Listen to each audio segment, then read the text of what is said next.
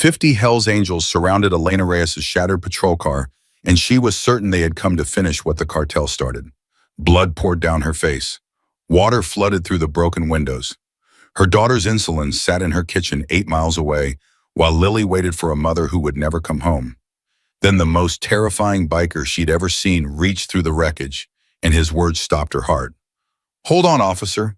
The angels don't forget." The same outlaws she'd spent 10 years fighting were about to teach her everything she believed about family was wrong. What happened next would shatter everything she believed about justice, loyalty, and family. Subscribe now. Follow this story to the very end and comment your city so I can see how far this journey travels. Elena Reyes gripped her steering wheel so hard her knuckles turned white. The dispatcher's voice crackled through her radio, calm and professional, but Elena knew what those words really meant. Unit 40, we have a 10-16 at 4425 Canyon Ridge Road. Caller reports male subject armed with a knife. Female victim and minor child on scene. Backup is 20 minutes out. 20 minutes. In 20 minutes, a woman could bleed to death. A child could witness something no child should ever see. A monster could finish what he started. Elena grabbed her radio. "Dispatch, this is Unit 47. I'm 8 minutes out. I'm responding." "Copy that, Unit 47. Be advised, subject has prior arrests for aggravated assault. Proceed with caution." Caution. Elena almost laughed. She'd been proceeding with caution her entire life. Cautious when she married a man everyone warned her about. Cautious when she stayed 3 years too long, catching his fists with her face. Cautious when she finally left pregnant and terrified with nothing but a suitcase and a prayer. Caution hadn't saved her. Courage had. She pressed the accelerator and felt her cruiser surge forward into the Nevada night. The rain started falling somewhere around mile marker 47. Not gentle rain, not the kind that taps politely on your windshield and asks permission to exist.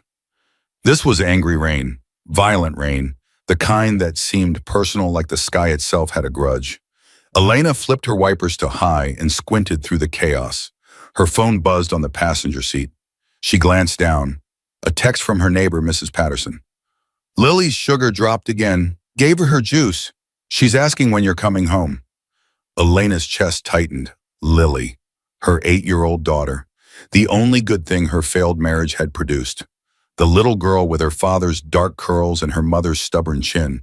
The child who'd been diagnosed with type 1 diabetes at age 4 and had spent every day since then being braver than most adults Elena knew. She typed back quickly, one hand on the wheel. "Tell her mommy loves her. Home in 2 hours. Don't let her stay up." She hit send and immediately felt guilty.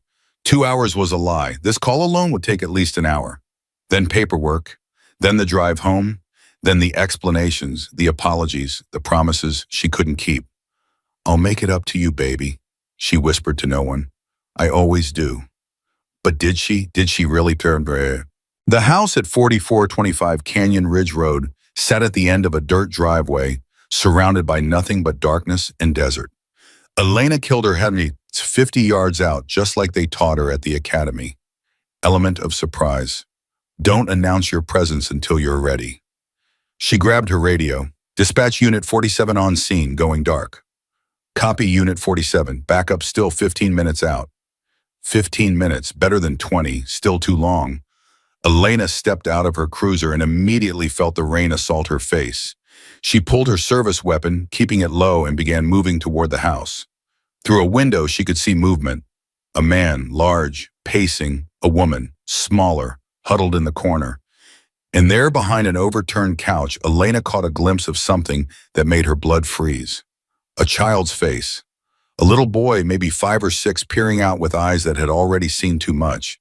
Elena's training screamed at her to wait. Wait for backup. Assess the situation. Follow protocol. But protocol hadn't saved her when she was the woman in that corner. Protocol hadn't protected her when she was the child hiding behind furniture, praying the monster wouldn't find her. She moved to the door. Police, open up!" Elena's voice cut through the rain like a blade. For a moment, nothing happened. Then she heard the screaming start, the woman's voice high and terrified. "He's got a knife! He's got a knife!" Elena didn't think. She kicked. The door splintered on the second impact, cheap wood giving way to determination, and she was inside before her brain could register the danger. The man spun toward her. He was bigger than the dispatcher had suggested, maybe 6'3", 240 with arms like telephone poles and eyes that burned with something chemical. Meth, probably. Maybe something worse. In his right hand, a hunting knife, 8 inches of serrated steel already stained with blood. In his left hand, nothing. But that hand was reaching for the woman. "Drop the weapon," Elena commanded her gun-trained center mass. "Do it now." The man laughed. It was the worst sound Elena had ever heard. Not because it was cruel or threatening, but because it was empty. Hollow. The laugh of someone who had stopped being human a long time ago. "You gonna shoot me, little lady?" He took a step toward her. "You even know how to use that thing." "I said, drop it." "Or what?" Another step. "You gonna kill me in front of my boy?" Elena's peripheral vision caught the child still hiding behind the couch. His eyes were locked on her now, wide and wet and desperate. He wasn't this monster's son. He was this monster's hostage. "That's not your boy," Elena said, her voice steady despite the thunder in her chest. "His mother's behind you bleeding. You did that to her. And now you're going to put down that knife, get on the ground, and we're going to end this without anyone else getting hurt." The man's smile widened. "Lady, this ended the moment you walked through that door." He lunged. Elena fired twice. Both shots hit center mass, just like training, just like muscle memory, just like the 10,000 rounds she'd put through paper targets, dreaming about moments exactly like this one. The man stumbled, but he didn't fall. Body armor. Of course. Of course he was wearing body armor, because monsters always had advantages that heroes didn't. He crashed into her before she could adjust her aim, his weight driving her backward into the wall. The knife flashed toward her face and she turned just in time, feeling it slice through the air where her throat had been a heartbeat before. Her gun flew from her hand, skittered across the floor, disappeared under a table. She was unarmed. She was outmatched. And she had exactly 2 seconds before that knife found its target. Elena did the only thing she could do. She fought. Not gracefully, not cinematically, not like some action movie hero with perfect hair and unlimited stamina. She fought ugly. She fought desperate. She gouged at his eyes, drove her knee toward his groin, bit down on the arm that was wrapping around her throat. The man roared and released her just for a moment, but a moment was all she needed. She threw herself toward the table where her gun had vanished. Her fingers found the grip just as his boot found her ribs. She felt something crack. She fired anyway. This time she aimed low. The bullet tore through his thigh, and the man went down screaming, the knife finally falling from his grip as his hands clutched at the wound. Elena pushed herself upright, ribs screaming, vision blurring, and kicked the knife across the room. "Stay down," she gasped. "Stay the hell down." The man looked up at her, hatred and disbelief warring on his face. "You shot me. You actually shot me." "I'll shoot you again if you move." She meant it. He believed her. The woman was already moving before Elena could call out to her. She grabbed her son from behind the couch, clutching him to her chest like he might disappear if she let go. The boy buried his face in her shoulder, his small body shaking with sobs he'd been holding in too long. "Thank you," the woman whispered. "Thank you, thank you, thank you." Elena kept her gun trained on the man on the floor, but she allowed herself one moment to meet the woman's eyes. "You're going to be okay," she said. "Help is coming. You're going to be okay." The woman nodded, tears streaming down her face, and Elena saw something in that moment that made every sacrifice worth it. Hope, the thing that had kept Elena alive during her own dark years. The thing she'd almost lost more times than she could count. The thing this woman had probably given up on long ago. It was back now, because someone had come, because someone had cared, because sometimes in this broken world, help actually showed up in time. Elena cuffed the man while he cursed at her threats and slurs pouring from his mouth like sewage from a broken pipe. She ignored them all. She'd heard worse. From her ex-husband, from criminals on the street, from the voice in her own head that sometimes whispered that she wasn't strong enough, wasn't good enough, wasn't worth the badge she wore. She'd learned to ignore those voices too. Her radio crackled. "Unit 47 back up en route, ETA 5 minutes. "Copy that," Elena responded. "Suspect in custody. One gunshot wound to the leg, non-life-threatening. Female victim and minor child on scene. Ambulance requested. Copy Unit 47. Ambulance dispatched. Good work. Good work. Two words that shouldn't have meant anything, but they did. They meant everything. The ambulance arrived, first paramedics swarming the scene with practiced efficiency. They loaded the man into one rig, the woman and her son into another. The woman reached out as they carried her past, catching Elena's hand in a grip that was surprisingly strong. "What's your name?" she asked. "I need to know your name." "Officer Reyes, Elena Reyes." "Elena," the woman's voice cracked. "I'm going to name my next daughter Elena. I swear to God I am." Then the paramedics pulled her away and Elena was left standing in the rain watching the ambulance lights disappear into the darkness. 2 units arrived shortly after. Officers she knew, officers she trusted. They took her statement. Security of the scene told her she should get her ribs checked. "I'm fine," she said. "You're stubborn," her sergeant corrected. "Get in your cruiser, drive home, and take tomorrow off. That's an order." Elena wanted to argue. She didn't have the energy. "Yes, sir, ich term." The drive home should have taken 30 minutes. It took 90. Because the rain got worse? Because the roads turned treacherous? Because Elena's hands wouldn't stop shaking no matter how tightly she gripped the wheel? Adrenaline crash had happened after every major incident. Her body's way of reminding her that she was human, fragile, breakable.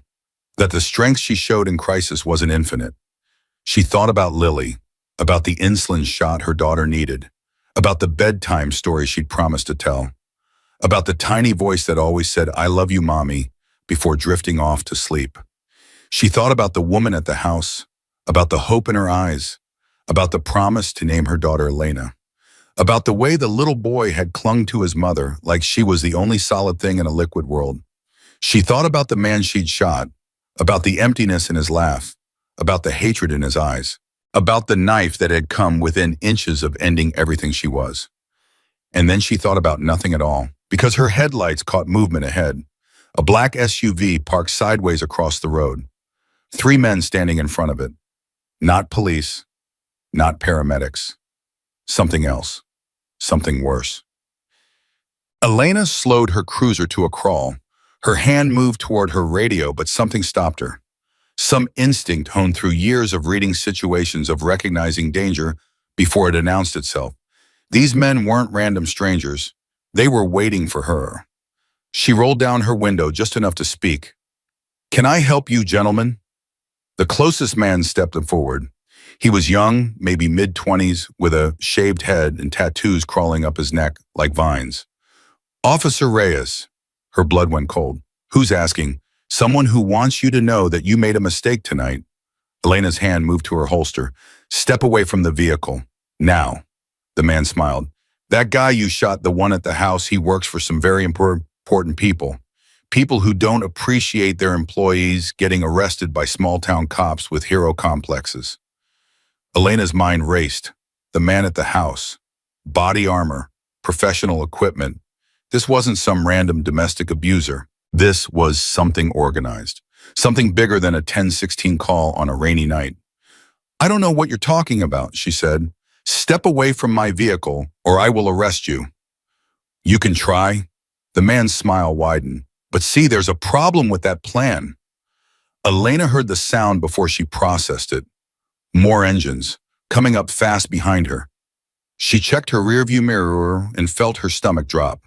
2 more SUVs, blocking the road behind her. She was boxed in. She was alone. And her radio, when she reached for it, produced nothing but static. "What do you want?" Elena asked, her voice calmer than she felt. "We want you to let him go." "That's not how the law works." "Lady, we are the law around here. You just didn't know it until now." Elena's finger found the trigger of her service weapon, still in its holster but ready. "I'm going to give you one chance to walk away," she said. "One chance to pretend this conversation never happened. Because if you take one more step toward this cruiser, I will defend myself with lethal force, and your important people can explain to the media why 3 of their men got killed trying to intimidate a police officer." The man hesitated, just for a second, but it was enough to tell Elena that he wasn't sure, that his orders had been to scare her, not to kill her, that escalation hadn't been part of the plan. "This isn't over," he said finally. "The woman at that house, she was going to be our leverage, our way into something big. You messed that up. And now someone's going to have to pay." "Are you threatening me?" "I'm educating you." He stepped back toward his SUV. "Go home, Officer Reyes. Kiss your daughter goodnight, because tomorrow everything changes." The SUVs pulled away one by one until Elena was alone on the dark road with nothing but the rain and her racing heart. She should have called it in. She knew that. Every regulation, every protocol, every ounce of training screamed at her to pick up that radio and report what had just happened. But her radio was still dead. And even if it wasn't, what would she say? That she'd been threatened by nameless men who claimed to be the law, that the domestic violence call had been part of something bigger. That she was scared, really scared for the first time in years. They would tell her to come in, file a report, let someone else handle it, and while someone else was handling it, those men would be finding new ways to reach her. New ways to reach Lily. Elena made a decision. She would get home, make sure her daughter was safe, and then tomorrow she would figure out exactly what she'd stumbled into tonight. She pressed the accelerator. The cruiser moved forward into the darkness. And that's when the third SUV came out of nowhere. It T-boned her cruiser at approximately 50 miles per hour. Elena had exactly 1 second of warning headlights flooding through her driver's side window, and then the world became chaos. Metal screaming against metal, glass shattering like ice, her body thrown sideways against the seatbelt, then back, then sideways again as the cruiser began to roll. Once, twice, 3 times. She lost count after that. When the world finally stopped spinning, Elena found herself hanging upside down, suspended by her seatbelt, blood pouring from a gash on her forehead. Water was rising around her. The cruiser had landed in a drainage ravine, and rainwater was flooding through every broken window, every crumpled seam. She tried to move. Pain exploded through her ribs, her arm, her entire left side. She tried to scream. No sound came out. She tried to reach her radio. It was gone. Torn away in the crash. She tried to reach her phone, somewhere underwater, lost forever. The water was at her shoulders now, rising fast, and Elena Reyes, who had survived an abusive marriage and single motherhood and 10 years of police work in a knife-wielding maniac just 2 hours ago, realized that she was going to die. Not in a shootout, not in a high-speed chase, but drowned like a rat in a ditch, surrounded by nothing but darkness and rain, and the knowledge that her daughter would grow up without a mother. Lily. The name escaped her lips like a prayer. "I'm sorry, baby. I'm so sorry." She thought about all the promises she'd broken, all the bedtimes she'd missed, all the "I'll make it up to you" excuses that she'd never have a chance to fulfill. She thought about her own mother dead from cancer when Elena was 15, about the conversations they'd never had, about the grandchild she'd never meet. She thought about the woman at the house clutching her son, eyes full of hope that Elena had given her. Who would give that woman hope now? Who would answer the calls that came at 2 in the morning? Who would fight for the people who had no one else to fight for them? The water touched her chin. She tilted her head back, gasping for the last inches of air. And that's when she heard it. Engines, not SUVs this time. Something different, something louder, something that sounded like motorcycles. The first headlight crested the ridge above the ravine, then another, then another. Then so many that Elena stopped counting. Through her blurred vision, she watched them line up along the edge of the road, their engines rumbling like thunder, their headlights cutting through the rain like searchlights from heaven. She was hallucinating. She had to be, because what she was seeing was impossible. Dozens of motorcycles, dozens of leather-clad riders, and on the back of every jacket the same emblem, a skull with wings. Hell's Angels. The same outlaw motorcycle club she'd spent her career fighting against. The same criminals whose members she'd arrested, testified against, watched go to prison. They had come to finish what the SUV started. They had come to watch her die. Except one of them was climbing down into the ravine. Not carefully, not hesitantly, urgently, like his own life depended on reaching her. And when he got to her window, when she saw his face through the bloody haze of her vision, she heard him say something that didn't make any sense. "Hold on, Officer Reyes, the angels don't forget." The man was old, Not elderly, but weathered, scarred, the kind of old that comes from hard living, not long living. His hands, as they reached through the window to unbuckle her seatbelt, were surprisingly gentle. "Stay with me," he commanded. "Stay with me, you hear?" "Why?" Elena tried to speak, choked on blood and water. "Why are you—" Later, questions later. Right now you gotta live. He got the seatbelt free and caught her as she fell, preventing her head from plunging beneath the rising water. "Brothers," he shouted, "I need help down here. She's hurt bad." More men were coming. Elena watched them descend into the ravine, their boots splashing through the water, their hands reaching for her broken body. "Easy," the old man said. "Easy with her. She's got internal injuries." "Ghost, we gotta move. That water's still rising." Ghost, that's what they called him. Elena filed it away somewhere in her fading consciousness. "I know," Ghost said. "Get the stretcher from Wrench's bike, and somebody call ahead. We need the ER ready. We're taking her to a hospital. We're saving her damn life, Prospect. You got a problem with that?" Silence. Then no, sir. Then move, I am. They lifted her like she weighed nothing. A dozen hands rough with calluses, stained with engine grease, gentle as nursemaids. Lena tried to stay awake, tried to understand what was happening, tried to reconcile the image she'd always had of Hell's Angels, brutal, lawless, dangerous, with the faces she was seeing now. Concerned faces, scared faces, human faces. "Who are you?" she managed to whisper as they carried her up the embankment.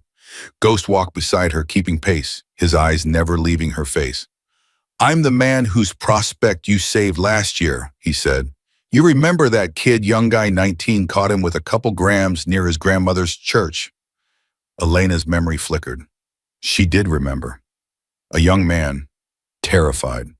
Not scared of her, but scared of missing something. His grandmother's funeral. He'd been racing to get there, got pulled over for speeding, and Elena had found a small bag of marijuana in his jacket. She could have arrested him, should have, at the book. Instead, she'd looked at his tear-streaked face, listened to his story, and made a decision. She'd driven him to the funeral herself. "Wrench," she whispered. His name was Wrench. Ghost almost smiled. "That's right. He's one of ours now. Full patch. And he heard your call sign on the scanner tonight. Recognized your name. Told me what you did for him." "That was nothing. That was everything." Ghost's voice hardened. "In our world, debts get paid. You showed mercy to one of ours. Tonight, we pay that back." Elena wanted to argue, wanted to say that she hadn't done it for payback, hadn't done it expecting anything in return. But she was so tired, and the darkness was so inviting. "My daughter," she breathed. "Lily, she needs—" "We'll take care of it," Ghost said. "I promise you, we'll take care of everything." Elena's eyes closed. The last thing she heard was the roar of 50 motorcycles revving their engines in unison. And then nothing. She drifted, in and out, light and dark. Voices reached her through the haze. "Internal bleeding. We need to get her to St. Mary's now. That's 90 minutes away. She'll never make it. Cartel's got men on the highway. You saw those SUVs. They ran her off the road. Ghost. They'll finish her if they get another chance." "Then we don't give them another chance." Elena forced her eyes open. She was on a makeshift stretcher, surrounded by motorcycles, surrounded by men in leather who were arguing about how to save her life. Ghost stood at the center, a phone pressed to his ear.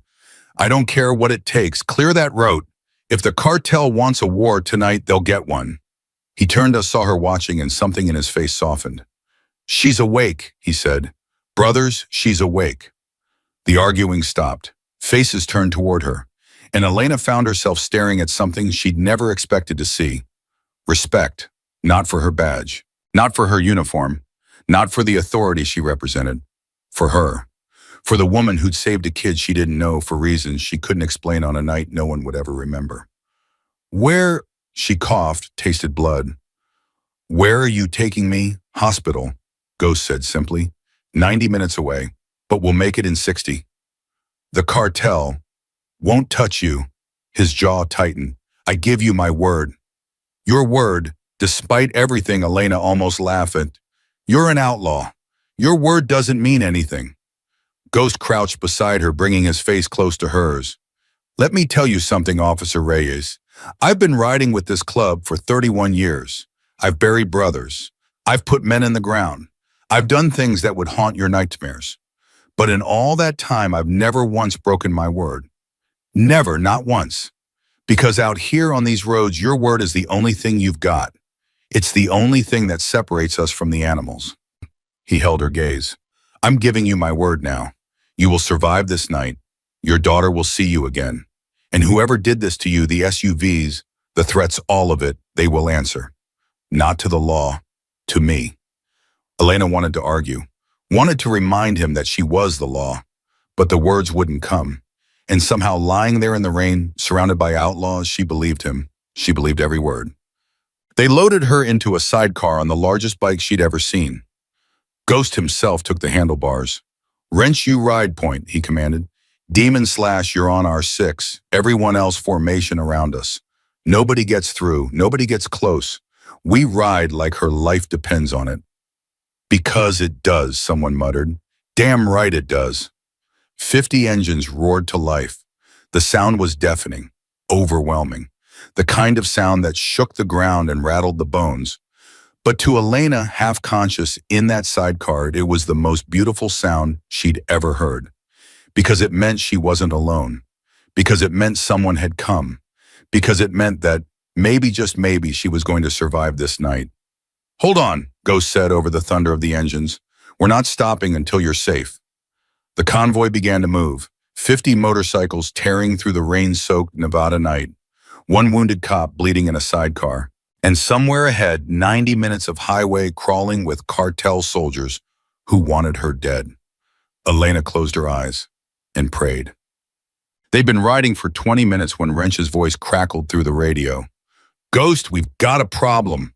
Roadblock ahead. 3 vehicles, looks like 6 or 7 men. Ghost didn't slow down. Can we go around? Negative. Canyon walls on both sides.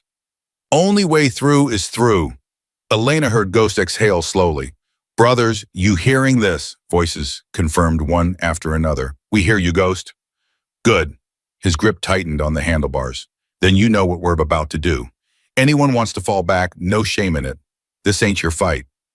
Silence on the radio, then a voice she didn't recognize. Hell, we're falling back. She's bleeding back there. We stop, now she dies. Another voice. I didn't ride 30 miles in the rain to turn around at the first sign of trouble. Another, let those cartel boys try something. See what happens. Ghost almost smiled. That's what I thought. He revved his engine. Formation tight. No weapons drawn unless they draw first. We're going through that roadblock like it isn't there. And God help anyone stupid enough to get in our way. Elena wanted to tell him to stop, to think, to not risk 50 lives for one cop who might not survive anyway. But her voice wouldn't work, and the convoy was already accelerating. The roadblock appeared in their headlights like a wall of steel and hatred. 3 SUVs parked end to end, men standing in front of them, some with weapons visible, others with hands hidden behind their backs. The lead man, the same one who'd threatened Elena earlier, with the shaved head and neck tattoos, stepped forward as the motorcycles approached. He was smiling, like he'd been waiting for this, like he'd known they would come. Ghost brought the convoy to a halt 50 yards from the barricade. Stay here, he told Elena. Don't move, don't speak, don't do anything. He dismounted and began walking toward the roadblock, alone. The shaved-head man met him halfway. Well, the famous Ghost, I heard you were retired. Retired doesn't mean dead. Not yet, anyway. The man's smile widened. You know who's in that sidecar, right? You know what she did. I know she's injured. I know she needs a hospital. And I know you're standing in my way. She shot one of our men. Your man had it coming. Our employers don't see it that way. Ghost stepped closer, so close that Elena, watching from the sidecar, could barely see where one man ended and the other began. Let me explain something to you, son. I've been riding these roads since before you were born. I've seen cartels come and go like seasons. And I've learned one thing in all that time, there's always someone bigger, always someone meaner, always someone willing to do what you won't. Is that a threat? That's a fact. Ghost's voice dropped. You've got 7 men. I've got 50. You start something here tonight, and not a single one of you sees sunrise. Maybe you take a few of us down first. Maybe you even get lucky and stop me. But my brothers, he gestured at the line of motorcycles behind him, they won't stop. They never stop. Because that's who we are. That's what we do. We're Hell's Angels, kid. We don't run from fights, we finish them. The shaved head man's smile faltered. Just a little. Just enough. Your employers, Ghost continued, whoever they are, call them. Tell them the Angels are moving a package tonight. Tell them to stand down or face consequences. Tell them Ghost sends his regards. You think a phone call's going to make the call? Something in Ghost's voice had changed. Something that reminded Elena of a wolf deciding whether to attack or merely warn. The shaved head man pulled out his phone, made a call, spoke in rapid Spanish that Elena could barely follow, then listened. His face went pale. He hung up without another word. Move the vehicles, he said to his men. Let them through. Boss Oriso, move them. The SUVs parted like the Red Sea. The convoy rumbled through the gap, 50 motorcycles in perfect formation, Elena's stretcher sidecar riding in the center like a wounded queen carried by her knights. As they passed the shaved head man, Ghost slowed just enough to speak. Smart choice. This isn't over. It never is. Ghost revved his engine. But tonight she lives. Tomorrow, we can go back to being enemies. He rode on. The roadblock disappeared behind them, and Elena, still bleeding, still fading, felt something she hadn't felt in years. Safe. Not because of her badge, not because of her training, but because of 50 strangers who owed her nothing and were risking everything to save her life. She didn't understand it. She wasn't sure she ever would. But as the convoy raced toward the hospital, as Ghost's voice crackled through the radio, with updates and encouragements, Elena Reyes made herself a promise. If she survived this night, she would find out why. She would find out what kind of debt could make outlaws into saviors. She would find out who Ghost really was. And she would find out what had happened to make him ride so hard to save a woman he'd never met. 40 minutes from the hospital, Elena's heart stopped. One of the bikers, a massive man with a gray beard and medic patches on his vest, had been riding beside the sidecar, monitoring her vital signs with equipment that looked military grade. He'd been talking to her, keeping her conscious, telling her bad jokes that she couldn't quite hear, through the roar of the engines, and then his voice changed. Ghost, she's coding, I'm losing her. The convoy screeched to a halt. 50 engines died in unison. 50 men dismounted and formed a circle around the sidecar. Ghost pushed through them, his face a mask of controlled terror. Doc, what do you need? Space. Quiet. In about 6 minutes. The medic was already pulling equipment from his saddlebags. Someone get me light. Cell phones appeared. Flashlight beams converged on Elena's still body. The medic worked with surgical precision, hands moving faster than Elena's fading eyes could follow. Compressions, injections, words she didn't understand. And through it all, Ghost stood beside her, holding her limp hand in his speaking words that weren't sent for anyone else to hear. Don't you give up, he whispered. Don't you dare give up. Your little girl is waiting for you. You hear me, Lily is waiting. And I made you a promise. I said you'd see her again. I don't break my promises. Not ever. So you fight, Elena Reyes. You fight like hell. Elena wanted to fight. She wanted to live. But the darkness was so heavy, and the silence was so peaceful.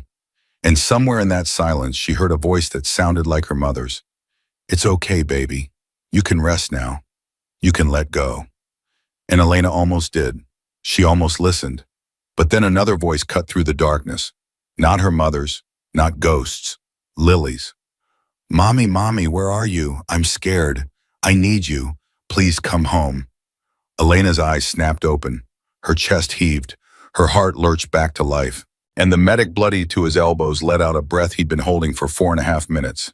She's back. Sweet Jesus, she's back. Ghost was still holding her hand. His eyes were wet. Welcome back, officer.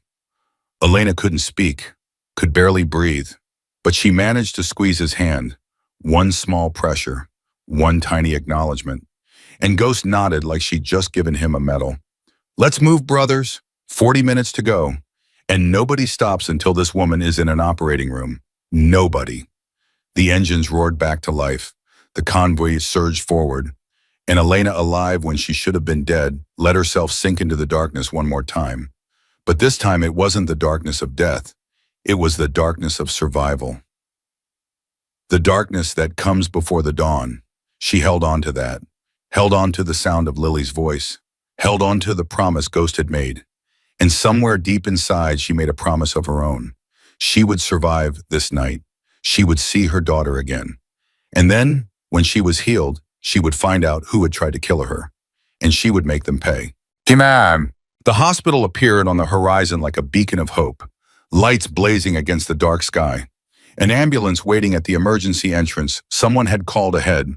Ghost people had connections everywhere, it seemed. Brothers, we're almost there. Ghost's voice crackled through the radio. Formation break at the entrance. Let the paramedics through, and someone find her daughter.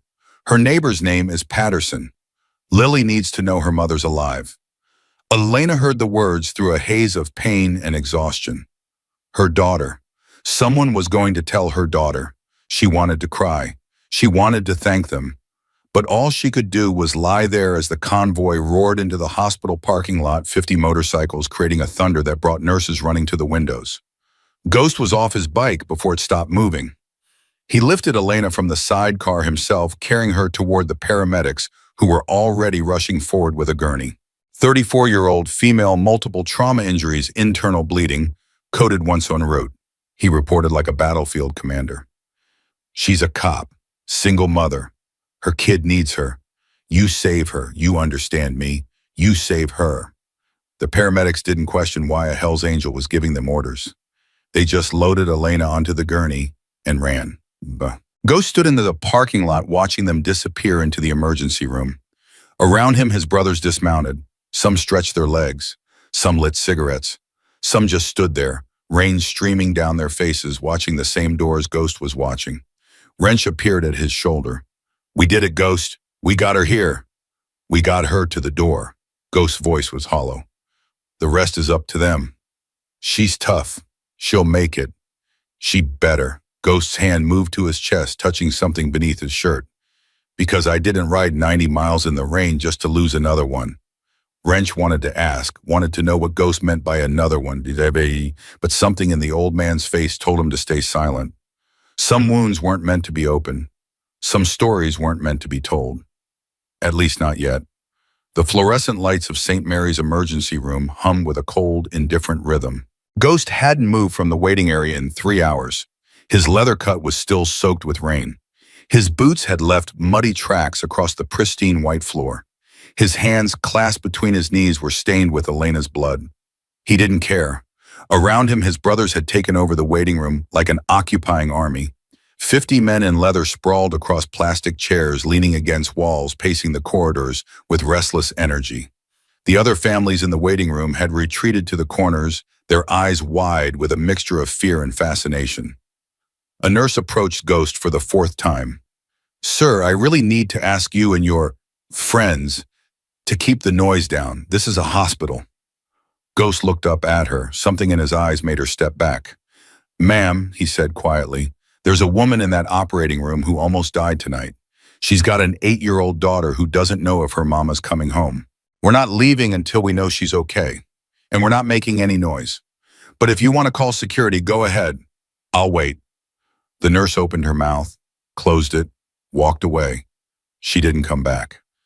Wrench appeared at Ghost's elbow holding 2 cups of vending machine coffee. It's terrible, he said, handing one to Ghost. But it's hot. Ghost took it without drinking. You called the neighbor. Yeah, Mrs. Patterson. She's bringing Lily here now. Good. Wrench sat down beside him, cradling his own cup. Ghost, can I ask you something? You just did. Why'd you do it? I mean, I get that she helped me that one time, but this? He gestured at the waiting room full of angels. This is something else. You called in everyone. You faced down the cartel. You almost started a war tonight for a cop. Ghost stared at the operating room doors. You ever lose someone, Wrench? My grandma, you know that. I mean really lose someone. Someone you were supposed to protect. Someone who counted on you to be there and you weren't. Wrench was quiet. I lost someone like that, Ghost continued, 3 years ago, and I swore I'd never let it happen again. Not if I could help it, not if there was anything I could do. Who did you lose? Ghost's jaw tightened. Someone who deserved better than what she got. He didn't elaborate. Wrench didn't push. Some doors weren't meant to be opened. With 10, the operating room doors swung open at 3:47 a.m. A surgeon emerged still wearing his scrubs, his face lined with exhaustion. Ghost was on his feet before anyone else could move. How is she? The surgeon looked at him, this intimidating figure in leather covered in blood and rain, and didn't flinch. Are you family? Tonight I am. The surgeon considered this for a moment, then nodded. She's stable. We repaired the internal bleeding set, 3 broken ribs, and closed the laceration on her forehead. She lost a lot of blood, but she's strong, remarkably strong. Ghost exhaled. It was the first full breath he'd taken in hours. She's going to make it. Barring complications, yes. She'll need to stay here for at least a week, probably longer. But she should make a full recovery. Behind Ghost, a murmur rippled through the waiting room. Relief, gratitude, something that sounded almost like prayer. Can I see her? Ghost asked. She's sedated. Won't wake up for several hours. I'll wait. The surgeon studied him for a long moment. You're the ones who brought her in, aren't you, via the motorcycles? That's right. The paramedics said she'd coded once en route, said you had a field medic who kept her alive. Ghost glanced at Doc, who was slumped in a chair across the room, his gray beard still flecked with Elena's blood. We take care of our own. She's not one of your own. She's a police officer. Tonight, Ghost said quietly, she's one of ours. Sure. They moved Elena to the private room just after dawn. Ghost stationed 2 brothers outside her door. Demon and Slash, the biggest and meanest looking of the bunch, with strict instructions to let no one in without his approval. What about doctors? Demon asked. Doctors are fine, nurses are fine. Anyone in a suit asking questions, you come get me first. You think the cartel will try something here? I think the cartel already tried something once tonight. I'm not giving them a second chance. Ghost left them there and walked down to the hospital entrance where the morning shift was just arriving. He needed air. He needed to think. He needed to figure out what the hell he'd gotten himself into. The sun was just breaking over the mountains when a minivan pulled into the hospital parking lot. Ghost watched it approach, his hands in his pockets, his face unreadable. The van stopped. A door opened, and a little girl climbed out. She was small for 8, with dark curly hair and her mother's stubborn chin. She was wearing pajamas covered in cartoon unicorns, and she clutched a stuffed bear to her chest like it was the only thing keeping her anchored to the earth. Behind her, an elderly woman, Mrs. Patterson, presumably was struggling to keep up. Lily, wait, Lily. But Lily wasn't waiting. She was running, straight toward the hospital entrance, straight toward Ghost. She stopped 3 feet in front of him. Her eyes, brown like Elena's, but wider, more innocent, traveled up his leather, cut his scarred face, his massive frame. Are you the man who saved my mommy? Ghost crouched down, bringing himself to her level. I'm one of them. Is she okay? Mrs. Patterson said she was in an accident.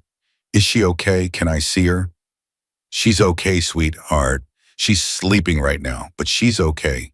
The doctors fixed her up. Lily's lower lip trembled. I was scared. I woke up and Mrs. Patterson was crying, and she said Mommy was hurt, and I thought, she couldn't finish. The tears came instead. Ghost had faced down cartel soldiers without flinching. He'd done 15 years in federal prison without breaking. He'd buried brothers, killed enemies, survived things that would destroy most men. But this little girl, crying in the early morning light, nearly broke him. Hey, he said softly. Hey, look at me. Lily looked. Your mama's the bravest person I've ever met. You know that she fought off some really bad guys tonight. She got hurt, but she didn't give up. You know why? Lily shook her head. Because of you. Because she knew you were waiting for her and your mama would never, ever leave you. Not for anything. Promise, Ghost held out his pinky. Promise. Lily hooked her tiny finger around his, and Ghost, who hadn't cried in 30 years, felt something wet on his cheek. Mrs. Patterson finally caught up, breathless and flustered. I'm so sorry, she just ran off before I could. She stopped taking in Ghost's appearance. Oh my, are you with the Hell's Angels, ma'am? Yes. Mrs. Patterson's face went through several expressions in rapid succession. Fear, confusion, and then surprisingly, something that looked like gratitude. You're the ones who saved Elena. We brought her here. The doctors did the saving. That's not what the police scanner said. Mrs. Patterson's voice was firm. They said 50 motorcycles ran a cartel roadblock and to get her to the hospital. They said she wouldn't have survived without you. Ghost didn't respond. Thank you, Mrs. Patterson said. I've known Elena since she moved into the neighborhood 5 years ago. She's the daughter I never had. And Lily? She looked at the little girl who was still holding Ghost's pinky. Lily is everything to her. Everything. I know. Do you really? Ghost met her eyes. I had a daughter once, ma'am. I know exactly what Elena would do for that little girl. And I know exactly what it would mean if she lost her. Mrs. Patterson was quiet for a moment. Then she did something unexpected. She hugged him. This tiny elderly woman wrapped her arms around this massive, terrifying biker and held on like he was her own son. Thank you, she whispered. Thank you for bringing her back to us. Obo. Ghost led Lily and Mrs. Patterson up to Elena's room. Demon and Slash straightened as they approached, but Ghost waved them down. This is her daughter and her neighbor. They're allowed in anytime. Demon nodded. Got it, boss. Ghost pushed open the door. Elena lay in the hospital bed surrounded by machines and monitors and tubes. Her face was pale, bruised, stitched together in places. She looked fragile in a way that seemed wrong for a woman who'd fought off a knife-wielding maniac just hours ago. But she was alive. Her chest rose and fell with steady breaths. The monitors beeped in reassuring rhythms. She was alive. Lily ran to the bedside and climbed onto a chair, reaching for her mother's hand. Mommy, I'm here. I'm right here.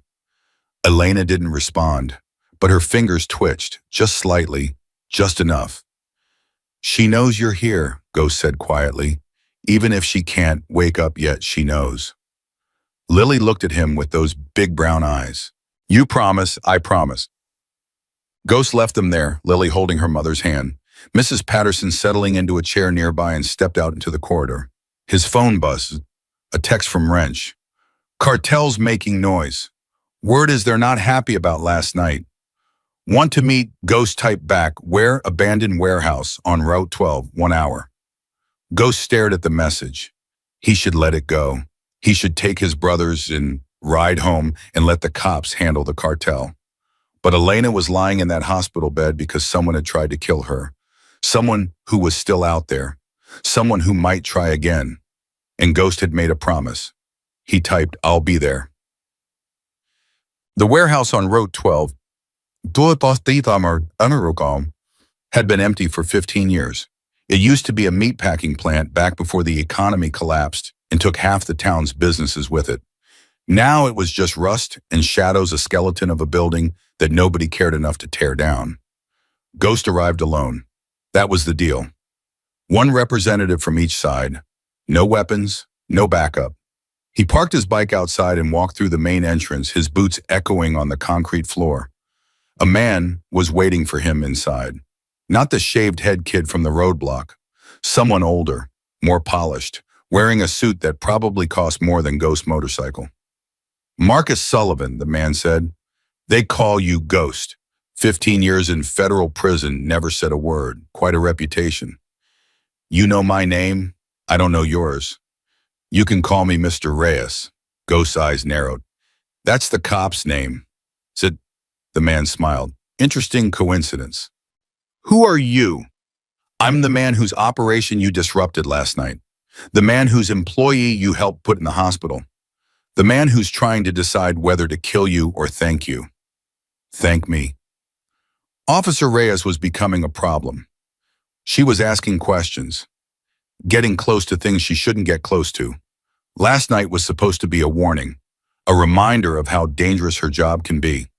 He spread his hands. But thanks to you and your merry band of outlaws, she's now a hero. 50 Hell's Angels riding to save a fallen cop. It's all over the news. The whole country's watching her now, which means I can't touch her. Ghost processed this. So you're done with her? For now, she's too visible, too protected. But visibility fades, protection slips, and when it does, he let the sentence hang. If you touch her again, you'll what start a war. You don't have the numbers, Ghost. You don't have the resources. You're an old man leading a dying club. The Hells Angels aren't what they used to be. Ghost stepped closer. Maybe not, but we're still enough to make your life very, very difficult. You have got operations in this state, supply lines, distribution networks. All of it runs through roads we've been riding for 40 years. You want a war, I'll give you a war. And win or lose, I'll make sure you bleed for every inch. The man's smile flickered. You'd sacrifice your brother for a cop. I'd sacrifice everything for a debt. And I owe that woman my life. You owe her nothing. I owe her everything. Ghost's voice dropped to barely a whisper. She saved one of my boys, showed mercy when she didn't have to. In my world, that means something. In my world, that means I'll die before I let anything happen to her. Silence. The two men stared at each other across the dusty warehouse floor. Finally, Mr. Reyes nodded. You're either very brave or very stupid, Ghost. I haven't decided which. I've been called both. Well, I'm sure you have. He turned to leave and then paused. One more thing. The woman in that hospital bed. She's more connected to all of this than you know. Ask her about her husband. Ask her why she really became a cop. You might find the answers illuminating. He walked out. Ghost stood alone in the warehouse, the words echoing in his mind. Her husband. Why she became a cop. More connected than he knew. What the hell had he gotten himself into? Ghost returned to the hospital just after noon. Elena was awake. He knew because he could hear her voice through the door, weak but unmistakably hers, arguing with someone. I need to talk to my captain. I need to file a report. Ma'am, you need to rest. You just had major surgery. I need to know who did this. I need to know who tried to kill me. Ghost pushed open the door. Elena looked up. Their eyes met. You, she breathed. Me. Lily was asleep in the chair beside the bed, curled up with her stuffed bear. Mrs. Patterson had gone home to get some rest. The nurse, a young woman who looked thoroughly overwhelmed, seized the opportunity to escape. I'll give you two a moment. She practically ran out the door. Ghost pulled up a chair and sat down beside the bed. How are you feeling? Like I got hit by a truck. Elena paused. Wait, I did get hit by a truck, SUV, whatever. 3 broken ribs, internal bleeding, 47 stitches. Doc says you're lucky to be alive. Doc. Our medic, he kept you breathing on the ride here. Elena was quiet for a moment. Why what? Why did you save me and don't give me that debts must be paid crap? You risked 50 lives. You faced down the cartel. You could have started a war. For what? Because I gave some kid a ride to a funeral a year ago. Ghost leaned back in his chair. You really want to know? I really want to know. He was silent for a long moment, staring at the wall behind her bed, like he could see through it to somewhere else, somewhere far away. I had a daughter, he finally said. Her name was Sarah. She was a cop, just like you. Patrol officer in a little town in Arizona, 26 years old. Bravest damn person I ever knew. Elena waited. 3 years ago, she responded to a call. Domestic situation just like yours last night. She went in alone because backup was delayed. Some bureaucratic bullshit, some pencil pusher who decided her call wasn't a priority. His voice cracked. She got stabbed, Elena, bled out in some stranger's living room while the dispatcher kept telling her help was on the way. By the time they got there, she was gone. And he stopped, took a breath. I was in prison. Couldn't be there, couldn't say goodbye, couldn't do a damn thing. Ghost. I got out 6 months later. First thing I did was find out what happened. Why backup was late. Why nobody came to save my little girl. His hands clenched into fists. Turns out it wasn't an accident. Someone made a call. Someone decided my daughter wasn't worth saving. Elena's blood went cold. Who? I don't know, not yet.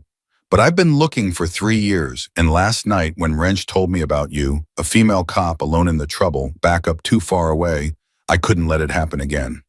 I couldn't sit there and do nothing while another father lost his daughter. Another little girl lost her mama. He looked at Lily still sleeping peacefully in the chair. She's the same age Sarah was when her mother died. Did you know that 8 years old? Same brown hair, same stubborn face. Elena felt tears sliding down her cheeks. I'm so sorry. I'm so sorry about your daughter. Don't be sorry, just live. That's all I want. Live and raise that beautiful little girl and don't let the bastards win.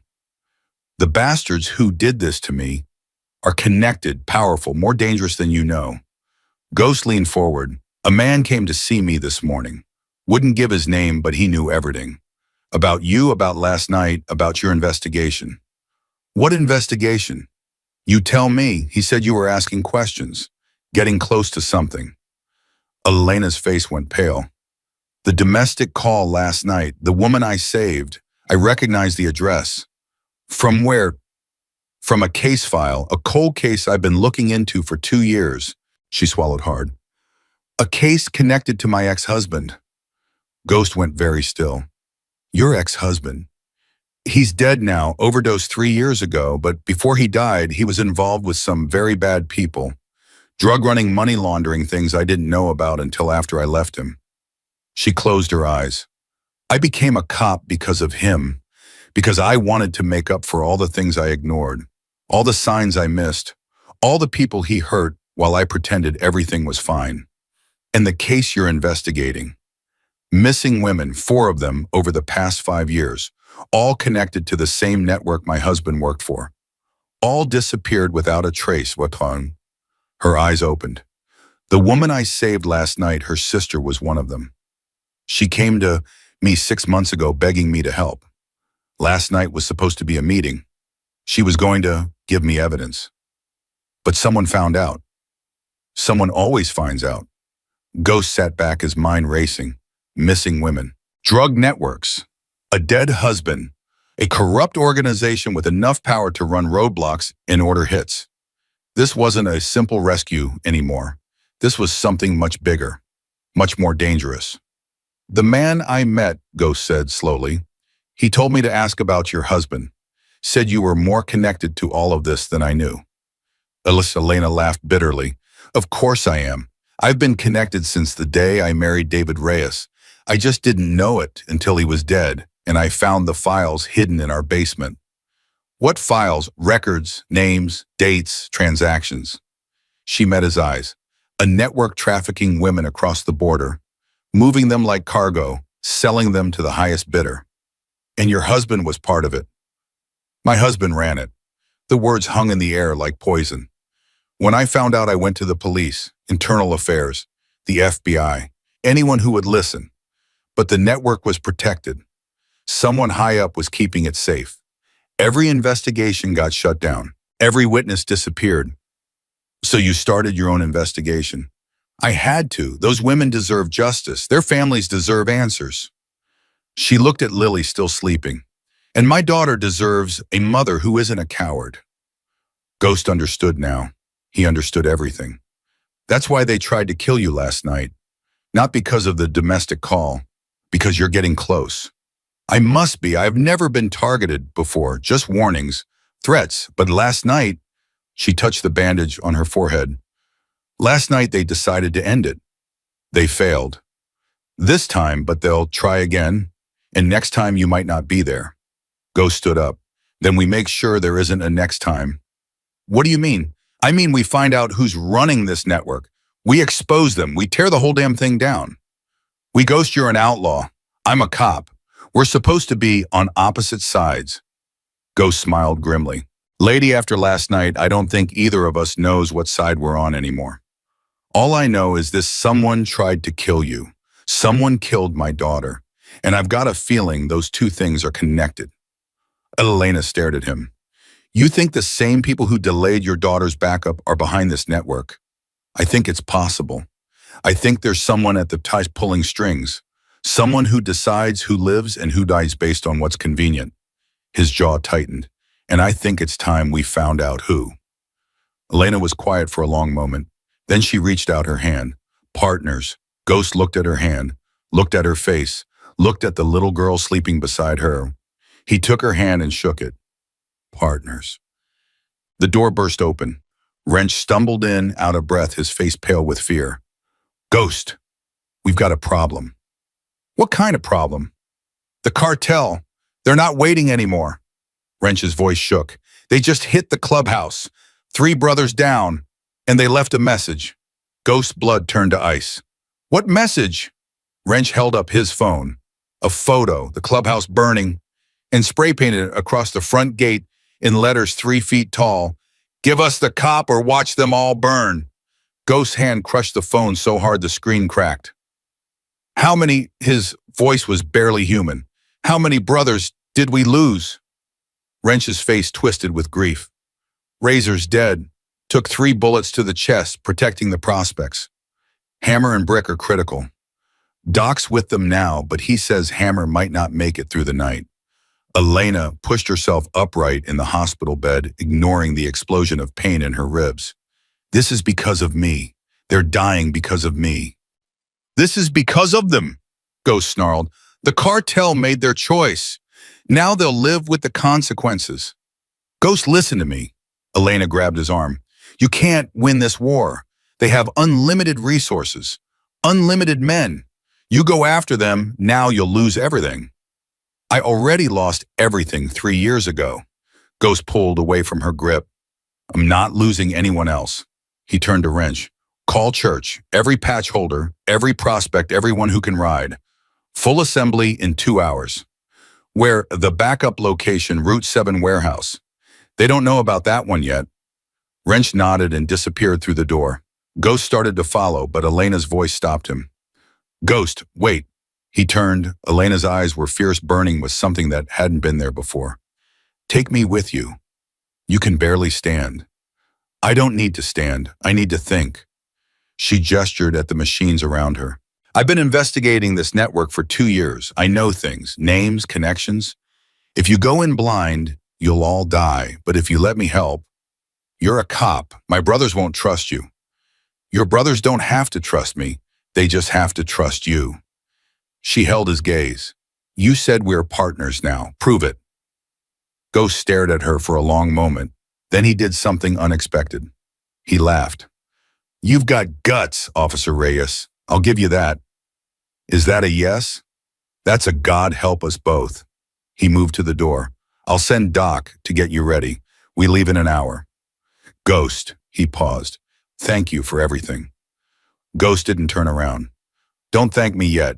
We haven't survived this thing. He walked out. Elena fell back against her pillows, her heart pounding, her mind racing. What had she just agreed to? Lily stirred in the chair beside her, rubbing her eyes. Mommy, what's happening? Elena reached out and stroked her daughter's hair. Nothing, baby. Everything's going to be okay. It was the first lie she'd ever told her daughter. She prayed it wouldn't be the last.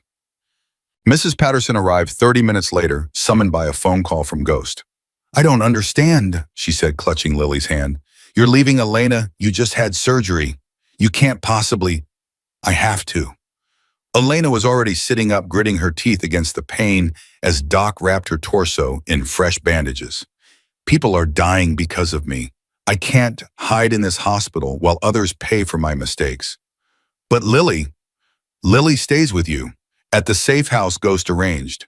Elena looked at her daughter, memorizing every detail of her face. Baby, I need you to be brave for me. Can you do that? Lily's lower lip trembled. Are you going to fight the bad guys? Yes. Like a superhero. Elena almost smiled. Something like that. Will you come back? The question hit Elena like a bullet. She pulled Lily into her arms, ignoring the screaming protest of her broken ribs. I will always come back to you. Always. No matter what happens, no matter how scary things get, I will find my way back to you. Do you understand? Lily nodded against her shoulder. I love you, Mommy. I love you too, baby, more than anything in this world. Doc cleared his throat. We need to go.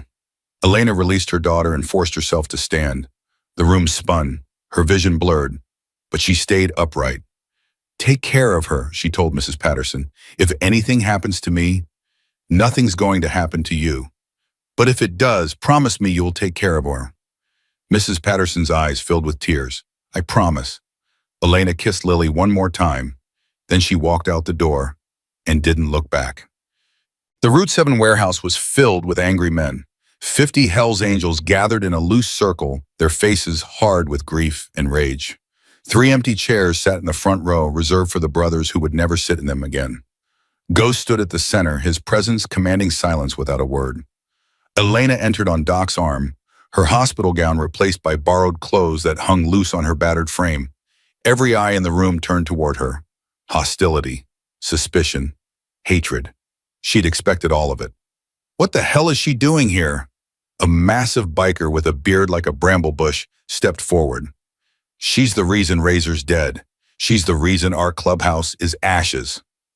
Stand down, Bear, Ghost's voice cut through the tension. She's here because I invited her. You invited a cop into church. Have you lost your damn mind? I've lost 3 brothers tonight. I don't intend to lose any more. Ghost gestured at Elena. This woman knows the cartel better than any of us. She's been tracking them for 2 years. If we're going to war, we need intel. We need strategy. We need her. We need revenge, someone shouted. We need to burn them the way they burned us. The room erupted in angry agreement.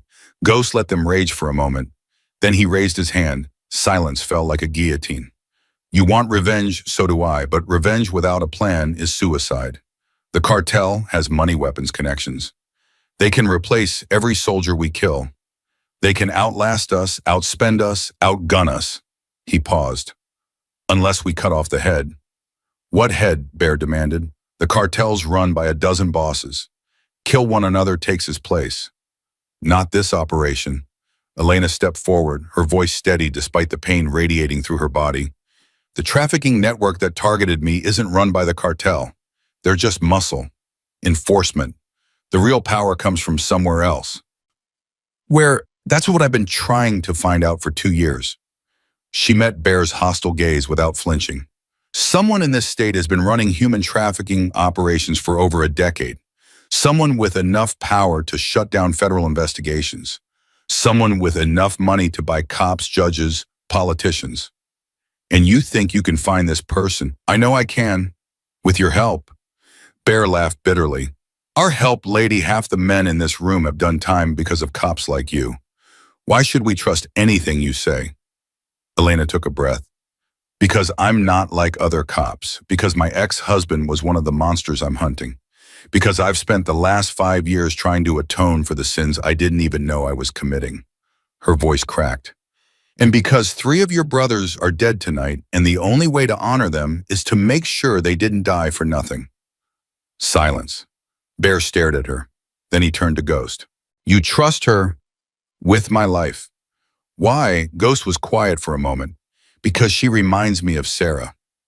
The name rippled through the room like a shockwave. Everyone knew who Sarah was. Everyone knew what had happened to her. Bear's expression shifted. The hostility didn't disappear, but something else crept in alongside it. Respect, maybe, or at least the beginning of it. Fine, he said finally. She can stay, but if she betrays us, she won't. If she does, I'll kill her myself. Elena met his eyes. Fair enough. For the next hour, Elena laid out everything she knew. The trafficking network, the missing women, the connections to her dead husband, the evidence she'd gathered, the wall she'd hit. The angels listened in grim silence. When she finished, Ghost spoke. So we're looking for someone with political connections, someone who can shut down federal investigations. That's right. And you have no idea who it is. I have suspicions. Elena hesitated. But I need proof. And the only way to get proof is to get inside the network. How? The woman I saved last night, Maria Gonzalez. Her sister was one of the trafficking victims. Maria was supposed to give me evidence documents, recording something that could blow this whole thing open. Where is she now? I don't know. After the attack, she disappeared. The cartel probably has her. Wrench's head snapped up. Then we find her. How the cartel could have taken her anywhere? Actually, Wrench said slowly, I might know where. Everyone turned to look at him. Before I patched in, I ran with some guys who did work for the cartel. Low-level stuff deliveries, pickups nothing heavy. But I remember them talking about a place they used for storage, a ranch outside of town, isolated, no neighbors for miles. You think that's where they're keeping her? If I was holding someone I didn't want found, that's where I'd put them. Ghost looked at Elena. Can you ride? I can do whatever I need to do. Then we move tonight. He turned to his brothers. This isn't a revenge mission. This is a rescue mission. We get in, we get the woman, we get out. No unnecessary casualties, no heroics. We do this clean. And if the cartel resists, Bear asked, Ghost's expression hardened, then God have mercy on them. Because we won't, Zitun. They rode out at midnight, 40 motorcycles cutting through the darkness like wolves on the hunt. Elena rode in Ghost's sidecar again, her broken body screaming with every bump in the road. Doc had given her enough painkillers to dull the edge, but nothing could completely mask the agony of 3 fractured ribs and 47 stitches. She didn't care. Maria Gonzalez was out there somewhere. Maria had answers, and Elena would crawl through hell itself to get them. The ranch appeared on the horizon just after 1 a.m. Ghost signaled the convoy to stop half a mile out. Wrench, what are we looking at? Wrench pulled out a pair of binoculars, military grade, probably stolen, and scanned the property. Main house 2 stories, barn to the left, 3 vehicles parked out front, 2 SUVs, 1 pickup. I count 4 guards visible, probably more inside.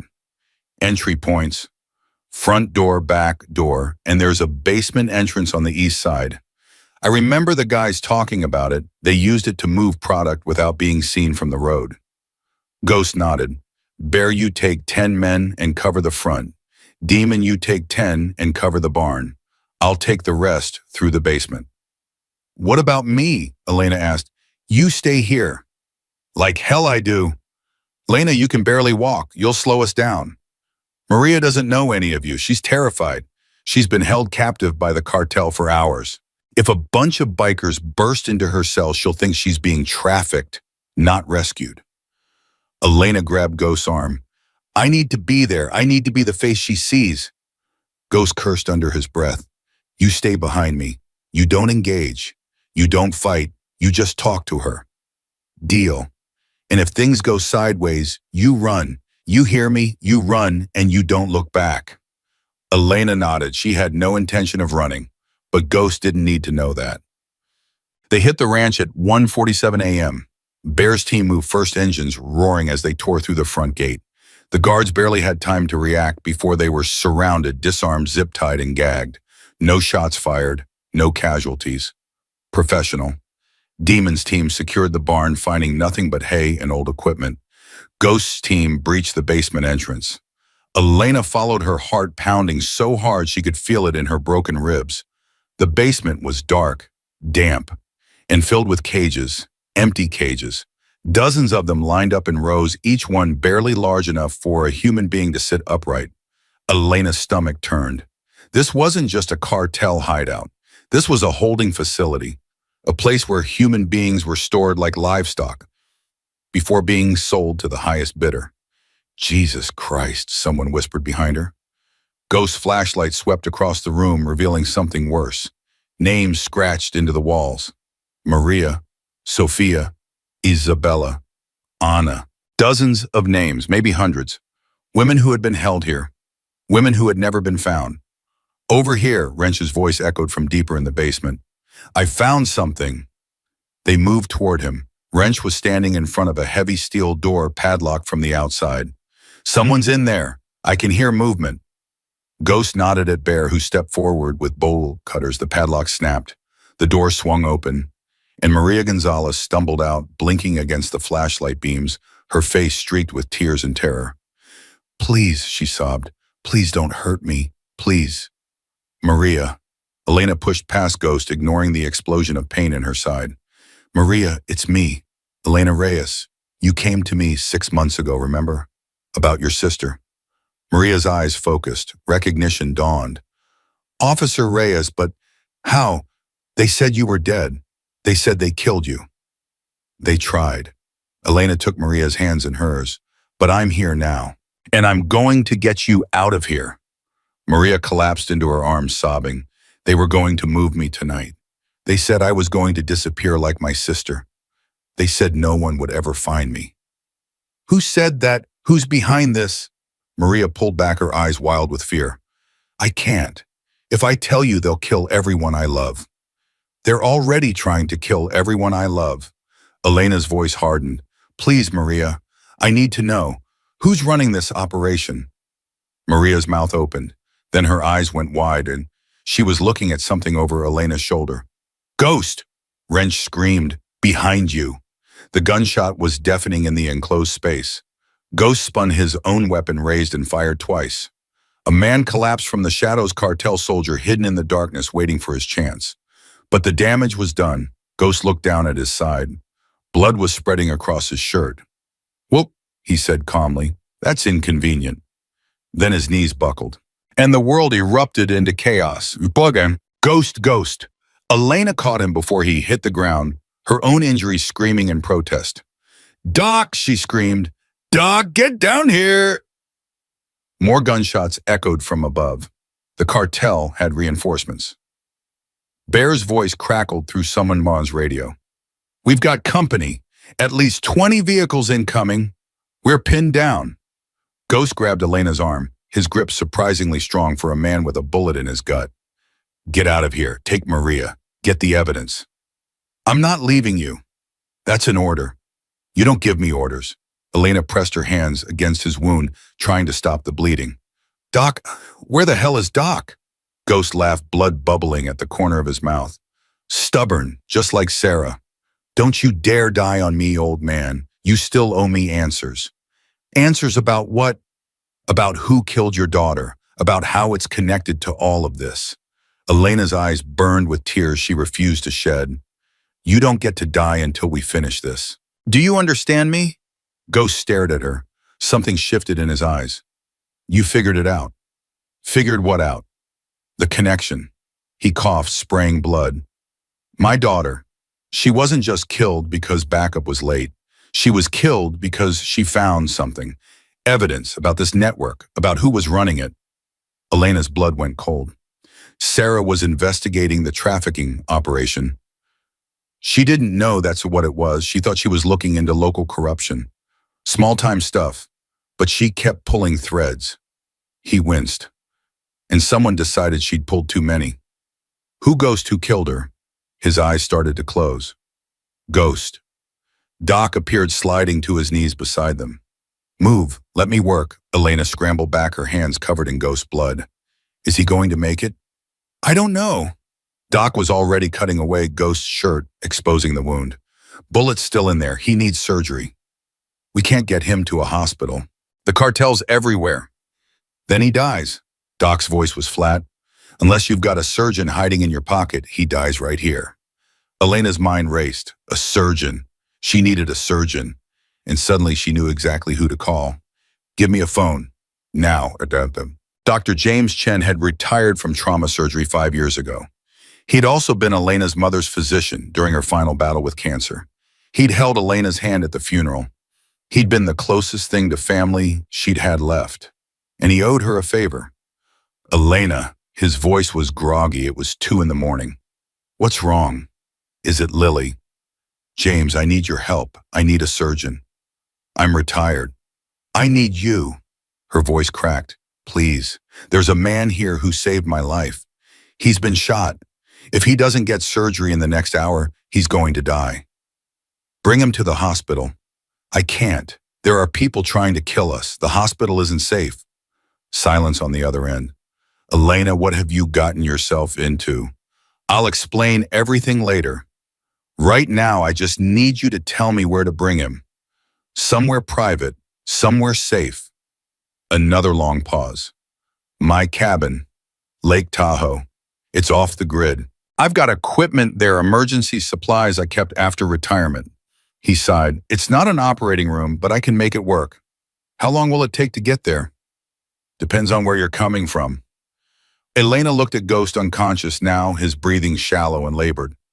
We'll be there in 2 hours. He might not have 2 hours. Then I'll make it 90 minutes. She hung up and turned to Doc. Can you keep him alive for 90 minutes? Doc's face was grim. I can try. Then try it. We're moving.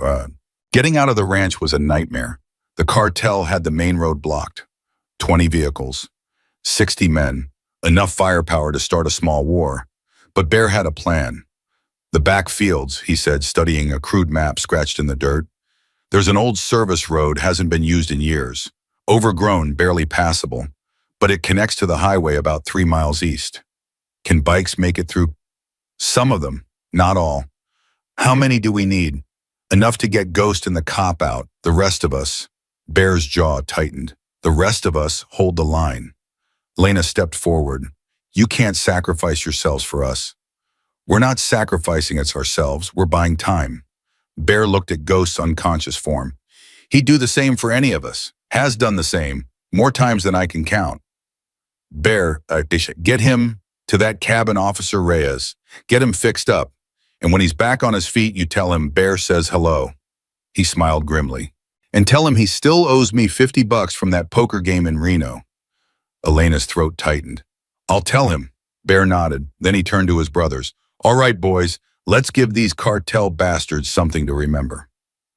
They rode out through the back fields as gunfire erupted behind them. Elena didn't look back. She couldn't. If she looked back, she'd see the men who were dying to save her, and she'd never be able to live with that. Ghost was strapped into the sidecar. Doc pressed against him, one hand on his wound, the other holding an IV bag above his head. He's losing too much blood, Doc shouted over the engine noise. We need to go faster. Wrench was driving, pushing the bike to its limits. Any faster and we'll crash. Then crash faster. Elena clung to the back of another bike driven by a prospect whose name she didn't even know. Her broken ribs screamed with every bump. Her vision blurred with pain and exhaustion. But she stayed conscious. Because Ghost needed her. Because Maria, riding on another bike behind them, had answers she hadn't given yet. Because somewhere out there a monster was hiding. And Elena Reyes was going to find him. They reached Dr. Chen's cabin at 4:23 a.m. James was waiting outside his medical bag, already open, his face pale with anxiety. Get him inside, now. They carried Ghost through the door and onto a table that had been hastily cleared and sterilized.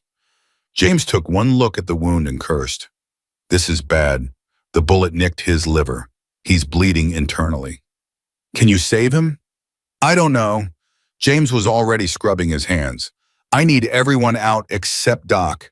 And Elena, I need you to pray. I don't pray. Then learn, Sad. Elena sat on the cabin porch as the sun rose over Lake Tahoe.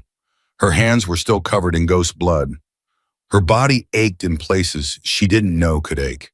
And somewhere inside in that cabin, a man who had risked everything to save her was fighting for his life.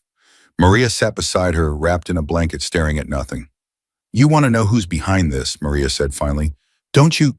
Elena turned to her. Yes. If I tell you, they'll kill me. If you don't tell me, they'll kill more women, like your sister, like all the names scratched on those basement walls. Maria was quiet. Then she reached into her pocket and pulled out a crumpled piece of paper. My sister gave this to me before she disappeared. She said if anything happened to her, I should find someone I could trust. Maria handed the paper to Elena. I've been carrying it for 3 years, waiting for someone worth trusting. Elena unfolded the paper, a name, an address, and a photograph. Her blood turned to ice. No, she whispered, that's impossible. You know him. Elena stared at the photograph, the man smiling back at her, the man she'd trusted, the man who'd promised to help her investigation. Her captain, Captain Robert Hayes, the head of her own department, the man who'd sent her to that domestic call last night, the man who'd known exactly where she'd be. Oh my God, Elena breathed. The cabin door opened. Dr. Chen stepped out, his surgical gown soaked with blood. Elena jumped to her feet. Is he? He's alive. James pulled off his gloves. Barely. He lost a lot of blood, and the next 24 hours are critical. But the bullet's out and the bleeding stopped. Elena's knees buckled with relief. Can I see him, Muslim? He's unconscious. Will be for a while. I don't care. I need to see him. James stepped aside. Elena walked through the door. Ghost lay on the table, pale as death, tubes and wires snaking from his body. But his chest rose and fell. He was breathing. He was alive. Elena sank into a chair beside him and took his hand. "You stubborn old bastard," she whispered. "You don't get to die. Not until we finish this. Not until we take down the man who killed your daughter." She looked at the crumpled paper still clutched in her other hand. Captain Robert Hayes, her mentor, her friend, her enemy. "I know who he is now," she told Ghost's unconscious form. "I know who killed Sarah. I know who's been running this whole operation." She squeezed his hand. "And when you wake up, we're going to destroy him." Ghost opened his eyes at sunset. The first thing he saw was Elena slumped in a chair beside him, her hand still wrapped around his. Dark circles shadowed her eyes. Blood still stained her borrowed clothes. She looked like she hadn't slept in days. She probably hadn't. "You look terrible," Ghost rasped. Elena's eyes snapped open. "You're awake." She leaned forward, her voice cracking. "Oh, thank God you're awake. How long was I out?" 18 hours. You almost died twice on the table." She squeezed his hand. "Don't ever do that to me again." Ghost tried to laugh, but it came out as a wet cough. "Didn't realize you cared so much, officer." "I don't. I just need you alive long enough to help me kill the bastard who did this." Something in her voice made Ghost look at her more carefully. "You found something." "I found everything." Elena reached into her pocket and pulled out the crumpled photograph. Maria's sister left this behind, evidence she'd been collecting for years. Ghost took the photo with trembling fingers, stared at it. His face went white. "That's impossible." "That's what I said. This is Robert Hayes, Captain Robert Hayes. He's been running the department for 15 years. He's a goddamn legend. He's also the man who's been running the trafficking network since before I joined the force." Elena's voice was cold. "He's the one who sent me to that domestic call. He knew exactly where I'd be. He set me up to be killed." Ghost was still staring at the photograph. "Sarah," he whispered. "What?" "Sarah was investigating corruption in her department. She told me she'd found something big. Something that went all the way to the top." Ghost's hand shook. "She said she was going to meet with someone who had evidence, someone who could help her blow the whole thing open." Elena felt her blood turn to ice. "Who was she meeting?" "She never told me, said it was safer if I didn't know." Ghost's eyes met hers, but 3 days before she died, she mentioned a name, someone she'd been in contact with, a cop from Nevada who'd reached out to her through back channels. "What name?" Ghost's voice broke. "David Reyes." Elena stopped breathing. "My husband contacted your daughter." "I didn't make the connection until now. Reyes is a common name. And you never mentioned." Ghost struggled to sit up, gasping at the pain. "Your husband was feeding Sarah information. He was trying to help her expose Hayes. And Hayes found out. Hayes found out. And he killed them both." Ghost's face twisted with rage and grief. "He killed my daughter because your husband was trying to do the right thing." Elena sank back in her chair, her mind reeling. David, her dead husband, the man she'd blamed for everything, the man she'd spent 5 years trying to atone for. He'd been trying to make things right. He died trying to expose the monster who was still walking free. "I didn't know," she whispered. "All this time I thought he was just another criminal. I thought he was part of the problem." "He was part of the problem, but he was also trying to get out." Ghost's voice softened. "People are complicated, Elena. Good and bad mixed together. Your husband did terrible things, but in the end he tried to make it right. That has to count for something." Elena wiped her eyes. "It doesn't bring Sarah back." "No, it doesn't." Ghost reached out and took her hand, "but it gives us a chance to finish what they started." Dr. Chen appeared in the doorway, his face grave. "You shouldn't be awake yet. Your body needs rest." "My body can rest when Hayes is dead," Ghost said. "You try to stand up right now, you'll tear your stitches and bleed out on my floor." James moved to check Ghost's vitals. "I didn't spend 6 hours putting you back together just to watch you kill yourself. Doc, I appreciate what you did, but there are things happening right now that can't wait." "What things?" Elena answered. "We know who's behind the trafficking network. We have evidence, but we need to move fast before Hayes realizes we're onto him." James shook his head. This man cannot move anywhere. He needs at least a week of bed rest. We don't have a week. Then you don't have him. Ghost grabbed James's arm. Listen to me. There's a man out there who's been selling women like cattle for over a decade. He killed my daughter. He tried to kill Elena, and right now he thinks we're dead or running.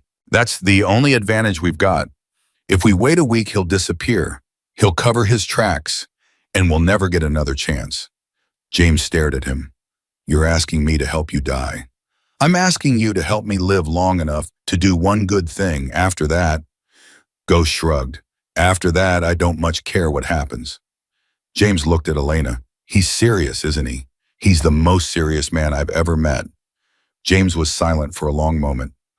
What do you need, Drab? Wrench arrived 2 hours later with news. Bear's alive, he said, breathless from the ride. Him and about 20 others made it out. The cartel pulled back after we hit that ranch. Turns out we killed their regional commander in the firefight. They're in chaos right now, fighting over who takes over. How long until they reorganize? Ghost asked. A few days, maybe a week. That's our window. Ghost turned to Elena. We need to move on Hayes before the cartel figures out what's happening. Once they get their act together, they'll come looking for revenge. How do we move on Hayes? He's the captain of police. He's got the entire department protecting him. Not the entire department. Wrench stepped forward. After the news broke about you being attacked, a lot of cops started asking questions. Hayes tried to spin it as a random cartel hit, but some people aren't buying it. There's a detective, Angela Martinez. She's been digging into Hayes for months, quietly, off the books. Elena's head snapped up. Angie, she was my training officer. She's also the one who leaked the scanner traffic that let us find you that night. Wrench pulled out a burner phone. She wants to meet, says she has something that can put Hayes away for good. Ghost and Elena exchanged glances. Where? Elena asked. Old Warehouse District. Midnight tonight. That's 6 hours from now. Can you be ready? Elena looked at Ghost, still pale and weak in his hospital bed. Can you? Ghost was already pushing himself upright. I've been ready for 3 years.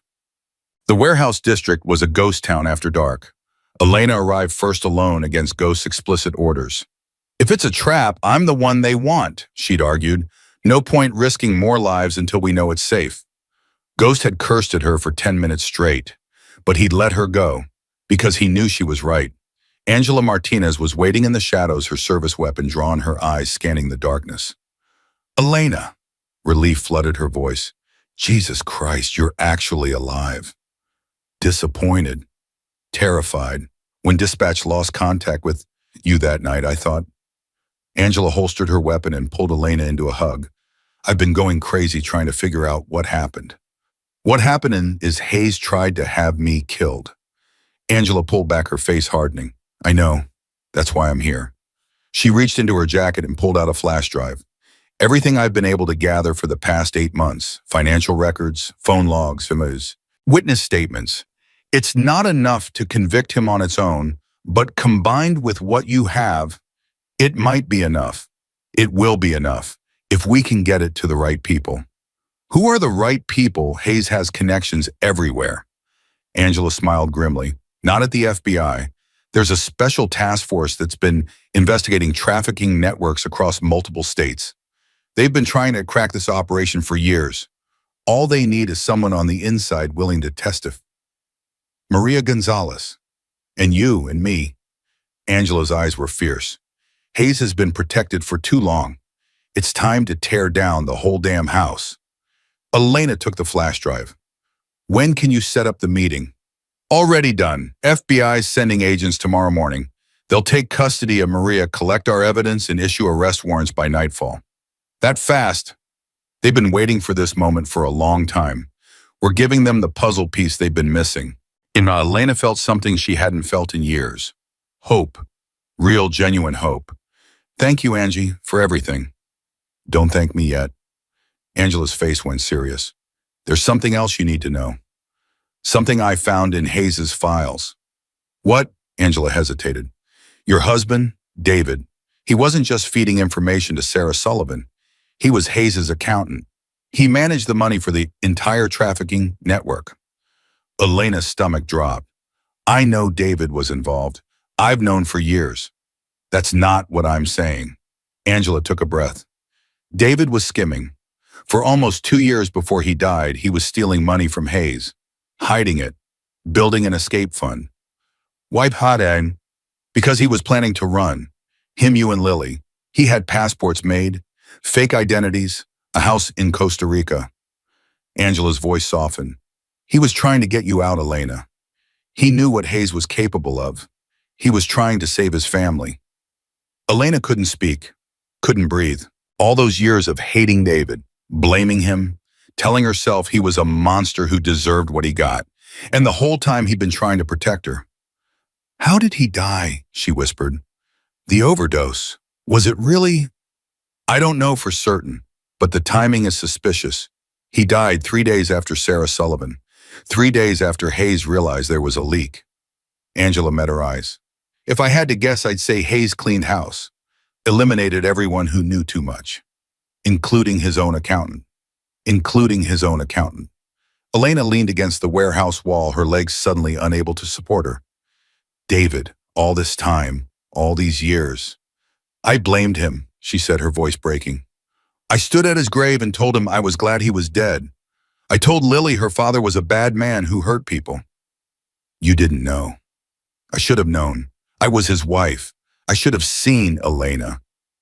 Angela grabbed her shoulders. Listen to me. David made choices, bad choices. He spent years helping Hayes build an empire of human misery. Whatever he was planning at the end doesn't erase that. But it does mean that somewhere inside him, there was still something good, something worth saving. Elena closed her eyes. Lily, she needs to know. When this is over, she needs to know her father wasn't all bad. She will, I promise. Angela released her. But first, we need to survive the next 24 hours. Ghost was waiting when Elena returned to the cabin. He dragged himself out of bed despite Dr. Chen's protests and was sitting on the porch, a shotgun across his lap. You shouldn't be up, Elena said. You shouldn't be running around in the dark alone. Guess we're both stubborn. She sat down beside him and handed over the flash drive. Angela came through. FBI's moving tomorrow. Hayes goes down by nightfall. Ghost turned the drive over in his fingers. Just like that, after all these years. Just like that. Seems too easy. Nothing about this has been easy.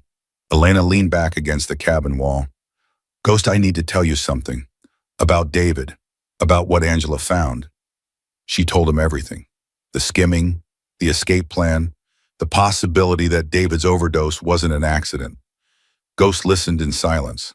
When she finished, he was quiet for a long moment. I spent 3 years hating your husband, he finally said. Blaming him for getting Sarah killed. Telling myself if he had just kept his mouth shut, she'd still be alive. And now I don't know what to think. Ghost stared out at the dark water of the lake. He was trying to do the right thing. In his own twisted way, he was trying to make amends. And Hayes killed him for it, just like he killed Sarah. Does that change anything? It changes everything. Ghost turned to face her.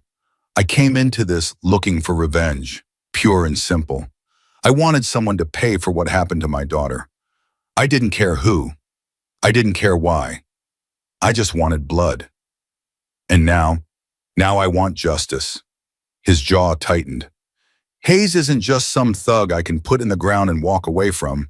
He's a symbol, a cancer that's been spreading through this state for decades. Killing him won't cure the disease. We need to expose him, destroy everything he built. Make sure no one else can pick up where he left off. Elena nodded slowly. That's what the FBI is going to do. I know, and I hate it. Ghost laughed bitterly. I've spent my whole life outside the law, handling things my own way. The idea of letting suits and badges take over. He shook his head. It goes against everything I am. But it's the right thing to do for Sarah, for your husband, for all those women whose names are scratched on those basement walls. Ghost met her eyes. Sometimes the right thing isn't the satisfying thing. Sometimes it's not. Doesn't make it any less right. The FBI arrived at dawn, 2 black SUVs, 6 agents, and a woman named Director Catherine Wells who looked like she hadn't smiled since the Clinton administration. Officer Reyes, she said, shaking Elena's hand. I've heard a lot about you. Good things, I hope. Complicated things. Wells glanced at Ghost, who was leaning against the cabin door, shotgun still in hand. Is this the Hell's Angel who's been causing so much trouble? This is the man who saved my life multiple times. Wells didn't seem impressed. We'll need statements from both of you, and from the Gonzalez woman. Everything you have on Hayes. You'll have it, but first I need assurances. What kind of assurances? Maria Gonzalez gets witness protection, full package, new identity, new location, new life. That can be arranged. And the angels? Elena glanced at Ghost. They broke a dozen laws helping me. I need immunity for all of them. Wells raised an eyebrow. You're asking me to let 50 outlaw bikers walk free. I'm asking you to recognize that without them, Hayes would still be untouchable. They risked everything, some of them died. The least you can do is not prosecute the survivors. Wells was silent for a long moment. You know what's interesting, Officer Reyes, I've been doing this job for 23 years. In all that time, I've never once had a cop advocate for a biker gang. They're not a gang, they're a family. There's a difference, there's all the difference in the world. Wells studied her. Then unexpectedly, she almost smiled. Fine. Immunity for the angels. But they stay out of our way during the arrest. This is federal jurisdiction now. Understood. Good. Wells turned to her agents. Let's get to work. The arrest happened at 6 p.m. Elena watched it on a laptop from the cabin, streaming live from a news helicopter. Captain Robert Hayes walking out of police headquarters in handcuffs. Cameras flashing, reporters shouting questions. His face, once so calm and confident, twisted with shock and rage. It's over, Maria whispered beside her. It's really over. It's over, Elena confirmed. Ghost was silent, watching the screen with an expression Elena couldn't read. How do you feel? She asked him. Empty. He turned away from the laptop. I thought I'd feel satisfied, victorious, something, but I just feel empty. Yeah. Elena understood. Revenge, she was learning, was like salt water. The more you drank, the thirstier you got. And when you finally got what you wanted, it didn't quench anything. It just left you hollow. What happens now? She asked. Now. Ghost pushed himself to his feet, wincing at the pain. Now I go home, bury my brothers, rebuild what's left of the club. And then I figure out how to live in a world where my daughter's killer is behind bars instead of in the ground. That sounds hard. Everything worth doing is hard. Ghost held out his hand. Thank you, Elena, for everything. She took his hand, held it. Thank you for saving my life. Thank you for giving it meaning. He squeezed her fingers once, then let go. Take care of that little girl. She's the best thing you've got. I know. Ghost walked out the door. Elena watched him go, something aching in her chest. The phone rang at midnight. Elena grabbed it, expecting Angela, expecting the FBI, expecting anyone but the voice that came through the speaker. Officer Reyes, we need to talk. She knew that voice, smooth, polished, dangerous. Mr. Reyes, the cartel contact from the warehouse. How did you get this number? I have my ways, as do you apparently. A pause. Congratulations on taking down Hayes. Very impressive work. What do you want? To offer you a deal. I don't make deals with drug traffickers. You do when they have something you want. Another pause. I know where your daughter is, Officer Reyes. Elena's blood froze. Lily is safe. She's in protective custody.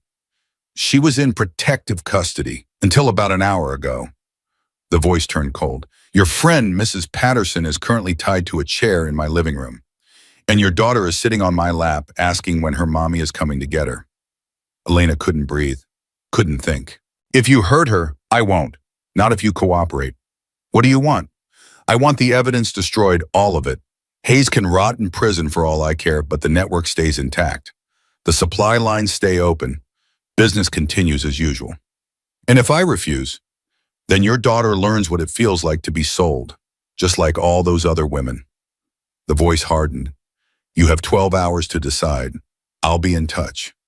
The line went dead. Elena stood frozen, the phone still pressed to her ear. Lily. They had Lily. The door burst open. Ghost stood there, his face white, his phone in his hand. Elena, I just got a call. I know. Her voice was barely a whisper. They have my daughter. Ghost crossed the room in 3 strides and grabbed her shoulders.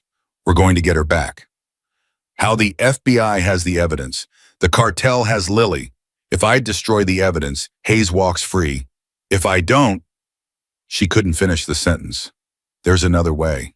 In what way? Ghost's eyes were fierce. We don't negotiate with terrorists. We hunt them down and we take back what's ours. Ghost, you can barely walk. Then I'll crawl. He pulled out his phone. Barrett's Ghost. Rally everyone who can ride. We've got one more mission. Elena stared at him. You do that after everything.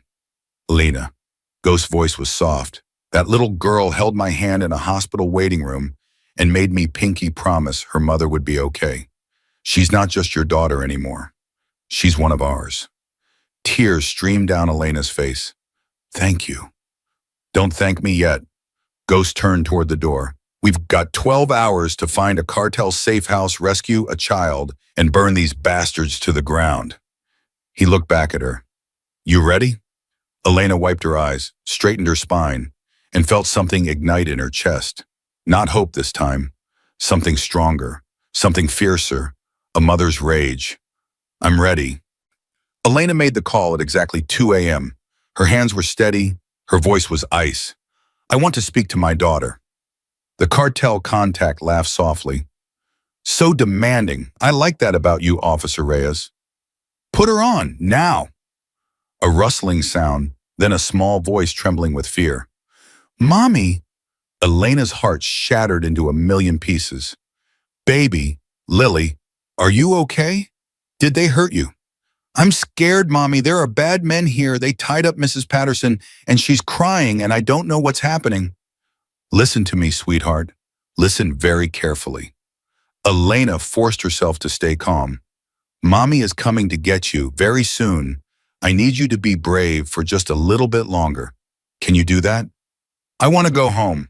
I know, baby, I know, and you will, I promise. The phone was yanked away. Touching, the contact said. Now about our deal. I need proof of location before I destroy anything. You're not in a position to make demands. I'm in exactly that position. You want the evidence gone. I need to know my daughter is somewhere I can reach her. Otherwise, I torch everything and take my chances. Silence. Then there's a warehouse on Industrial Boulevard.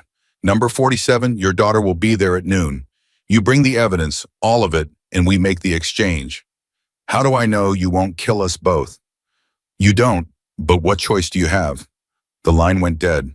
Elena lowered the phone. Ghost was watching her from across the room. Industrial Boulevard, she said. Warehouse 47, noon today. That's 10 hours from now. That's 10 hours to plan. Ghost smiled grimly. I was hoping you'd say that.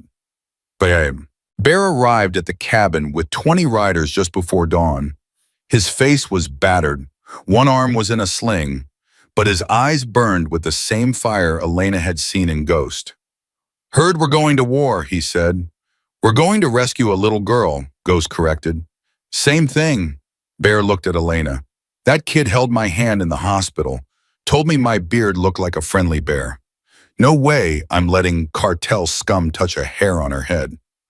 There's going to be heavy resistance, Elena warned. They're expecting me to come alone. Then they're in for a surprise. Bear cracked his knuckles. What's the plan? Ghost spread a hand-drawn map across the table. Industrial Boulevard is a dead zone.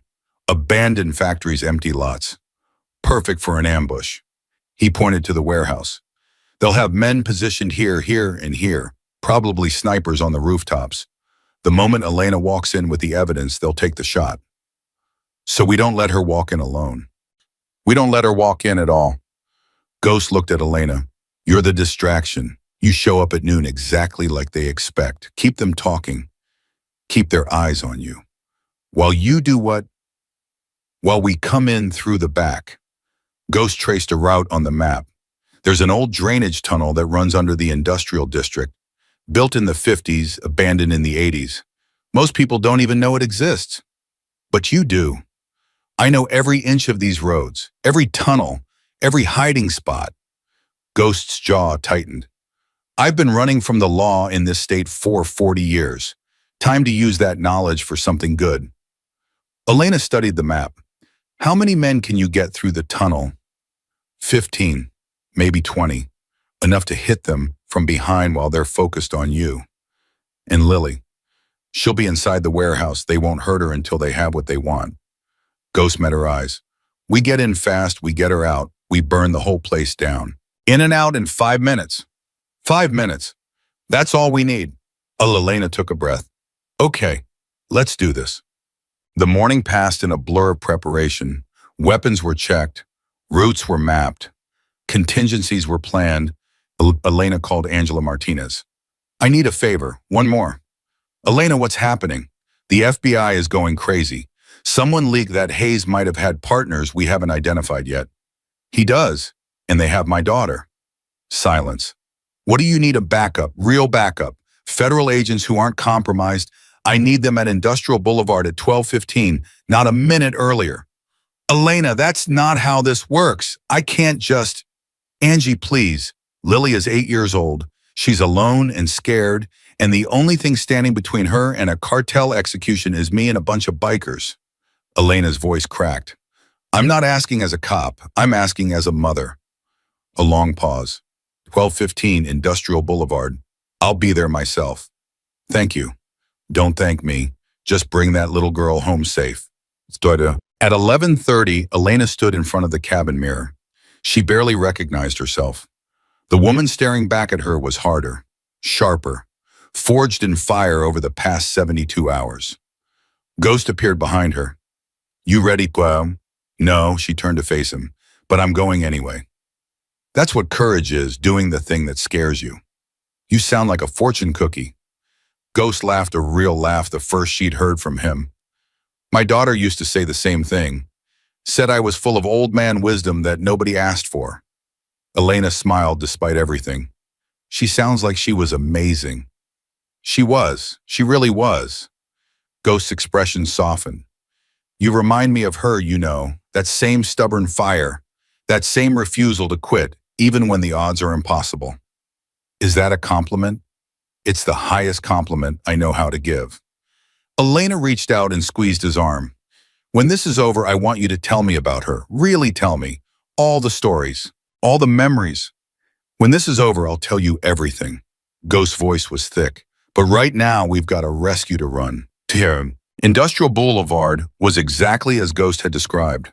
Abandoned, desolate. A graveyard of American manufacturing left to rust and rot. Elena drove alone, the flash drive in her pocket, her heart pounding against her broken ribs. The warehouse loomed ahead. She pulled up to the entrance at exactly noon. 3 men were waiting for her. Armed, dangerous, not bothering to hide their weapons. Officer Reyes. The lead man stepped forward, same shaved head, same neck tattoos. The contact from the first roadblock. Right on time. Where's my daughter? Inside, safe and sound. He smiled. For now, I want to see her. You'll see her when I have the evidence. He held out his hand, the flash drive. Now. Elena reached into her pocket, pulled out the drive, held it up. First, my daughter walks out that door, then you get the drive. That's not how this works. That's exactly how this works. Elena's voice didn't waver. You want this evidence destroyed, fine. But I'm not handing over anything until Lily is standing next to me, non-negotiable. The contact's smile faded. You're not in a position to negotiate. I'm in exactly that position. Kill me and this drive goes to the FBI. They're already suspicious. Hayes is naming names. How long before they trace the network back to you? Something flickered in the contact's eyes. Fear. He'd been so focused on the evidence that he hadn't considered what Hayes might be telling federal prosecutors right now. Fine, he gestured to one of his men. Bring the girl. The man disappeared inside. Elena waited, her pulse thundering in her ears. Every second felt like an hour. Then the door opened, and Lily stumbled out, her face tear-streaked, her unicorn pajamas dirty and torn. Mommy! Elena dropped to her knees as Lily ran into her arms. Baby, oh God, baby. She clutched her daughter so tight she thought they might fuse together. Are you okay? Did they hurt you? I was so scared, Mommy. I was so scared. I know, sweetheart, I know, but Mommy's here now. Everything's going to be okay. The drive. The contact's voice cut through the moment. Now, mine, Lena looked up at him. Then she looked past him, at the shadows moving behind the warehouse, at the figures emerging from the drainage grate 50 yards away. Ghost. Right on schedule. You want the drive? Elena stood slowly pushing Lily behind her. Come and get it. She threw the flash drive not at the contact but over his head toward the warehouse door. He spun to catch it, and that's when hell broke loose. Al-Pasham. The angels hit the cartel from 3 directions at once. Ghost led the charge through the back, his shotgun roaring despite the wound in his gut. Bear came from the east, his one good arm swinging a length of chain that caught the first guard across the face. Wrench and Demon flanked the west, cutting off any retreat. The contact's men didn't stand a chance. They were prepared for one woman with a flash drive. They weren't prepared for 50 Hell's Angels with nothing left to lose. Elena grabbed Lily and ran. Behind her, gunfire erupted. Men screamed. The clash of metal on metal rang through the air. She didn't look back. She just ran. A hand caught her arm. Elena spun, ready to fight, and found herself face to face with Ghost. Blood was streaming down his face. His wound had reopened, spreading crimson across his shirt. But he was smiling. We got them. We got them all. Ghost, you're bleeding. I'll bleed later. Right now. He looked down at Lily, who was clinging to Elena's leg. Hey there, little one. Remember me? Lily peered up at him with wide eyes. You're the bear man, the one who saved my mommy. That's right. And now we're going to get you somewhere safe. Ghost looked at Elena.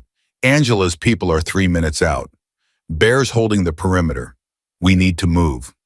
What about the contact, the one who took Lily? Ghost's expression darkened. He's not going to hurt anyone ever again. Elena didn't ask for details. She didn't need them. The FBI arrived in a storm of black vehicles and body armor. Angela was first out of the lead SUV, her weapon drawn, her eyes scanning the chaos. Elena. Here, Elena emerged from behind a rusted shipping container, Lily in her arms. We're okay. We're both okay. Angela holstered her weapon and ran to them. Jesus Christ. She pulled Elena into a one-armed hug, careful of the child between them. When I heard gunfire, I thought, the angels got here first. The cartel's down. All of them. All of them. Elena looked back at the warehouse where federal agents were now swarming. It's over, Angie. It's really over. Angela followed her gaze. The network? Destroyed. Between Hayes and this, there's nothing left. No leadership. No infrastructure. No one to pick up the pieces. Angela was quiet for a moment. Your biker friends. They did this. They saved my daughter's life. They saved all our lives. The Bureau's going to want statements, explanations. They'll get them. But right now, Elena held Lily closer. Right now, I just want to take my daughter home. Angela nodded slowly. Go, I'll handle things here. Thank you. Elena, Angela caught her arm. What you did, what you've been through. I don't know how you're still standing. Elena looked at Lily's face, already relaxing into exhaustion, against her shoulder. I'm standing because I have something worth standing for. Ghost found her an hour later. Elena was sitting in the back of an ambulance, Lily asleep in her lap, while a paramedic checked her stitches. He looked terrible, pale, shaking. His shirt was more blood than fabric now. But he was alive. They're taking me to the hospital, he said. Doc says I tore something important. Might need another surgery. You should have stayed in bed. And miss all this, he managed a weak smile. Not a chance, Renichi. Elena reached out and took his hand. Thank you for everything, for the rescue, for the road, for believing in me when I was just a cop you'd never met. Ghost squeezed her fingers. You were never just a cop. You were someone worth saving. He glanced at Lily. Both of you. What happens now? With the club. We rebuild. We always rebuild. Ghost leaned against the ambulance door. Bear's already talking about a memorial ride. For the brothers we lost. For Sarah. He paused. For your husband too, if you want. Elena's throat tightened. David, He was trying to do the right thing. In the end, that's what matters. Ghost met her eyes. Everyone deserves to be remembered for their best moments, not their worst. Elena looked down at Lily. I'll think about it. That's all I ask. The paramedics approached, ready to load Ghost into the ambulance. I'll see you on the other side, Officer Reyes. Elena. She smiled through her tears. Call me Elena. Ghost nodded. Elena, I like that. They wheeled him away, and Elena sat there in the aftermath, holding her daughter, watching the sunset over the industrial district. It was over. Finally, truly over. 3 weeks later, Elena stood in front of a mirror again, but this time she wasn't preparing for battle. She was preparing for a funeral. Lily appeared in the doorway wearing a black dress that Mrs. Patterson had bought her. Mommy, why are we going to a party for dead people? Elena knelt down to her daughter's level. It's not a party, sweetheart. It's a memorial, a way to say goodbye to people we've lost. Like Daddy. Elena's heart clenched. Yes, baby, like Daddy. But Daddy was a bad man. You said so. Elena took a breath. She'd been dreading this conversation, preparing for it, knowing it had to happen. Lily, I need to tell you something about your father, something I didn't know until recently. She took her daughter's hands. Daddy did some bad things, that's true. But he was also trying to fix them. He was trying to protect us, to get us away from the bad people. He was, and in the end the bad people hurt him because he was trying to be good. Elena's eyes filled with tears. Your daddy wasn't perfect. Nobody is, but he loved you. More than anything in this world, he loved you. Lily was quiet for a moment. Do you think he's watching us from heaven? I think he's very proud of you, and I think he's happy that you're safe. Lily nodded slowly. Okay, Mommy, let's go say goodbye. The memorial ride started at noon. 50 motorcycles lined up in formation, their engines rumbling like distant thunder. Ghost stood at the front, still pale, still recovering, but upright and determined. Elena and Lily stood beside him. Thank you for coming, Ghost said to the crowd. Today we remember the brothers we lost. Razor, Hammer, Brick, men who gave their lives so others could live. He paused. We also remember Sarah Sullivan, my daughter, a cop who died trying to expose the truth, and David Reyes, a man who made mistakes but tried to make them right. Elena felt tears streaming down her face. Ghost continued, in our world we have a saying, blood makes you related, loyalty makes you family. The people we remember today weren't just blood, they were family, and family never forgets. He raised his hand. 50 engines roared to life. Ride free, brothers and sisters, ride free. The convoy began to move. Elena watched them go, Lily's hand in hers as the thunder of motorcycles filled the air. The ride ended at a small cemetery outside of town. 3 new graves, 3 simple headstones, and 1 older grave set apart from the others that Ghost approached alone. Elena watched him kneel beside it, watched him place a single rose on the earth, watched his shoulders shake with sobs he'd been holding in for 3 years. She wanted to go to him, but she knew this moment wasn't hers. Some grief had to be faced alone. So, after a while, Ghost returned. His eyes were red, his face was wet, but something had changed in him. Something had healed. I never said goodbye, he told Elena. When she died, I was in prison. I couldn't come to the funeral, couldn't see her grave, couldn't tell her. He stopped, swallowed. Couldn't tell her I was sorry. Sorry for what? For not being there, for choosing the club over her, for all the years I missed while she was growing up. Ghost's voice broke. She became a cop to prove she was nothing like me, and I was too proud to tell her I was proud of her.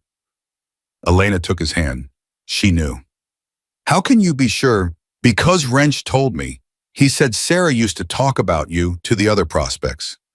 She'd tell them stories about her father, the legendary Ghost, the man who never broke, the man who kept his word no matter what. Elena squeezed his fingers. She was proud of you too, even if she never said it. Ghost closed his eyes. Thank you for telling me that. Thank you for giving me my daughter back. They stood there together, 2 broken people who'd found something in each other. Not love exactly. Something deeper. Understanding. Sean.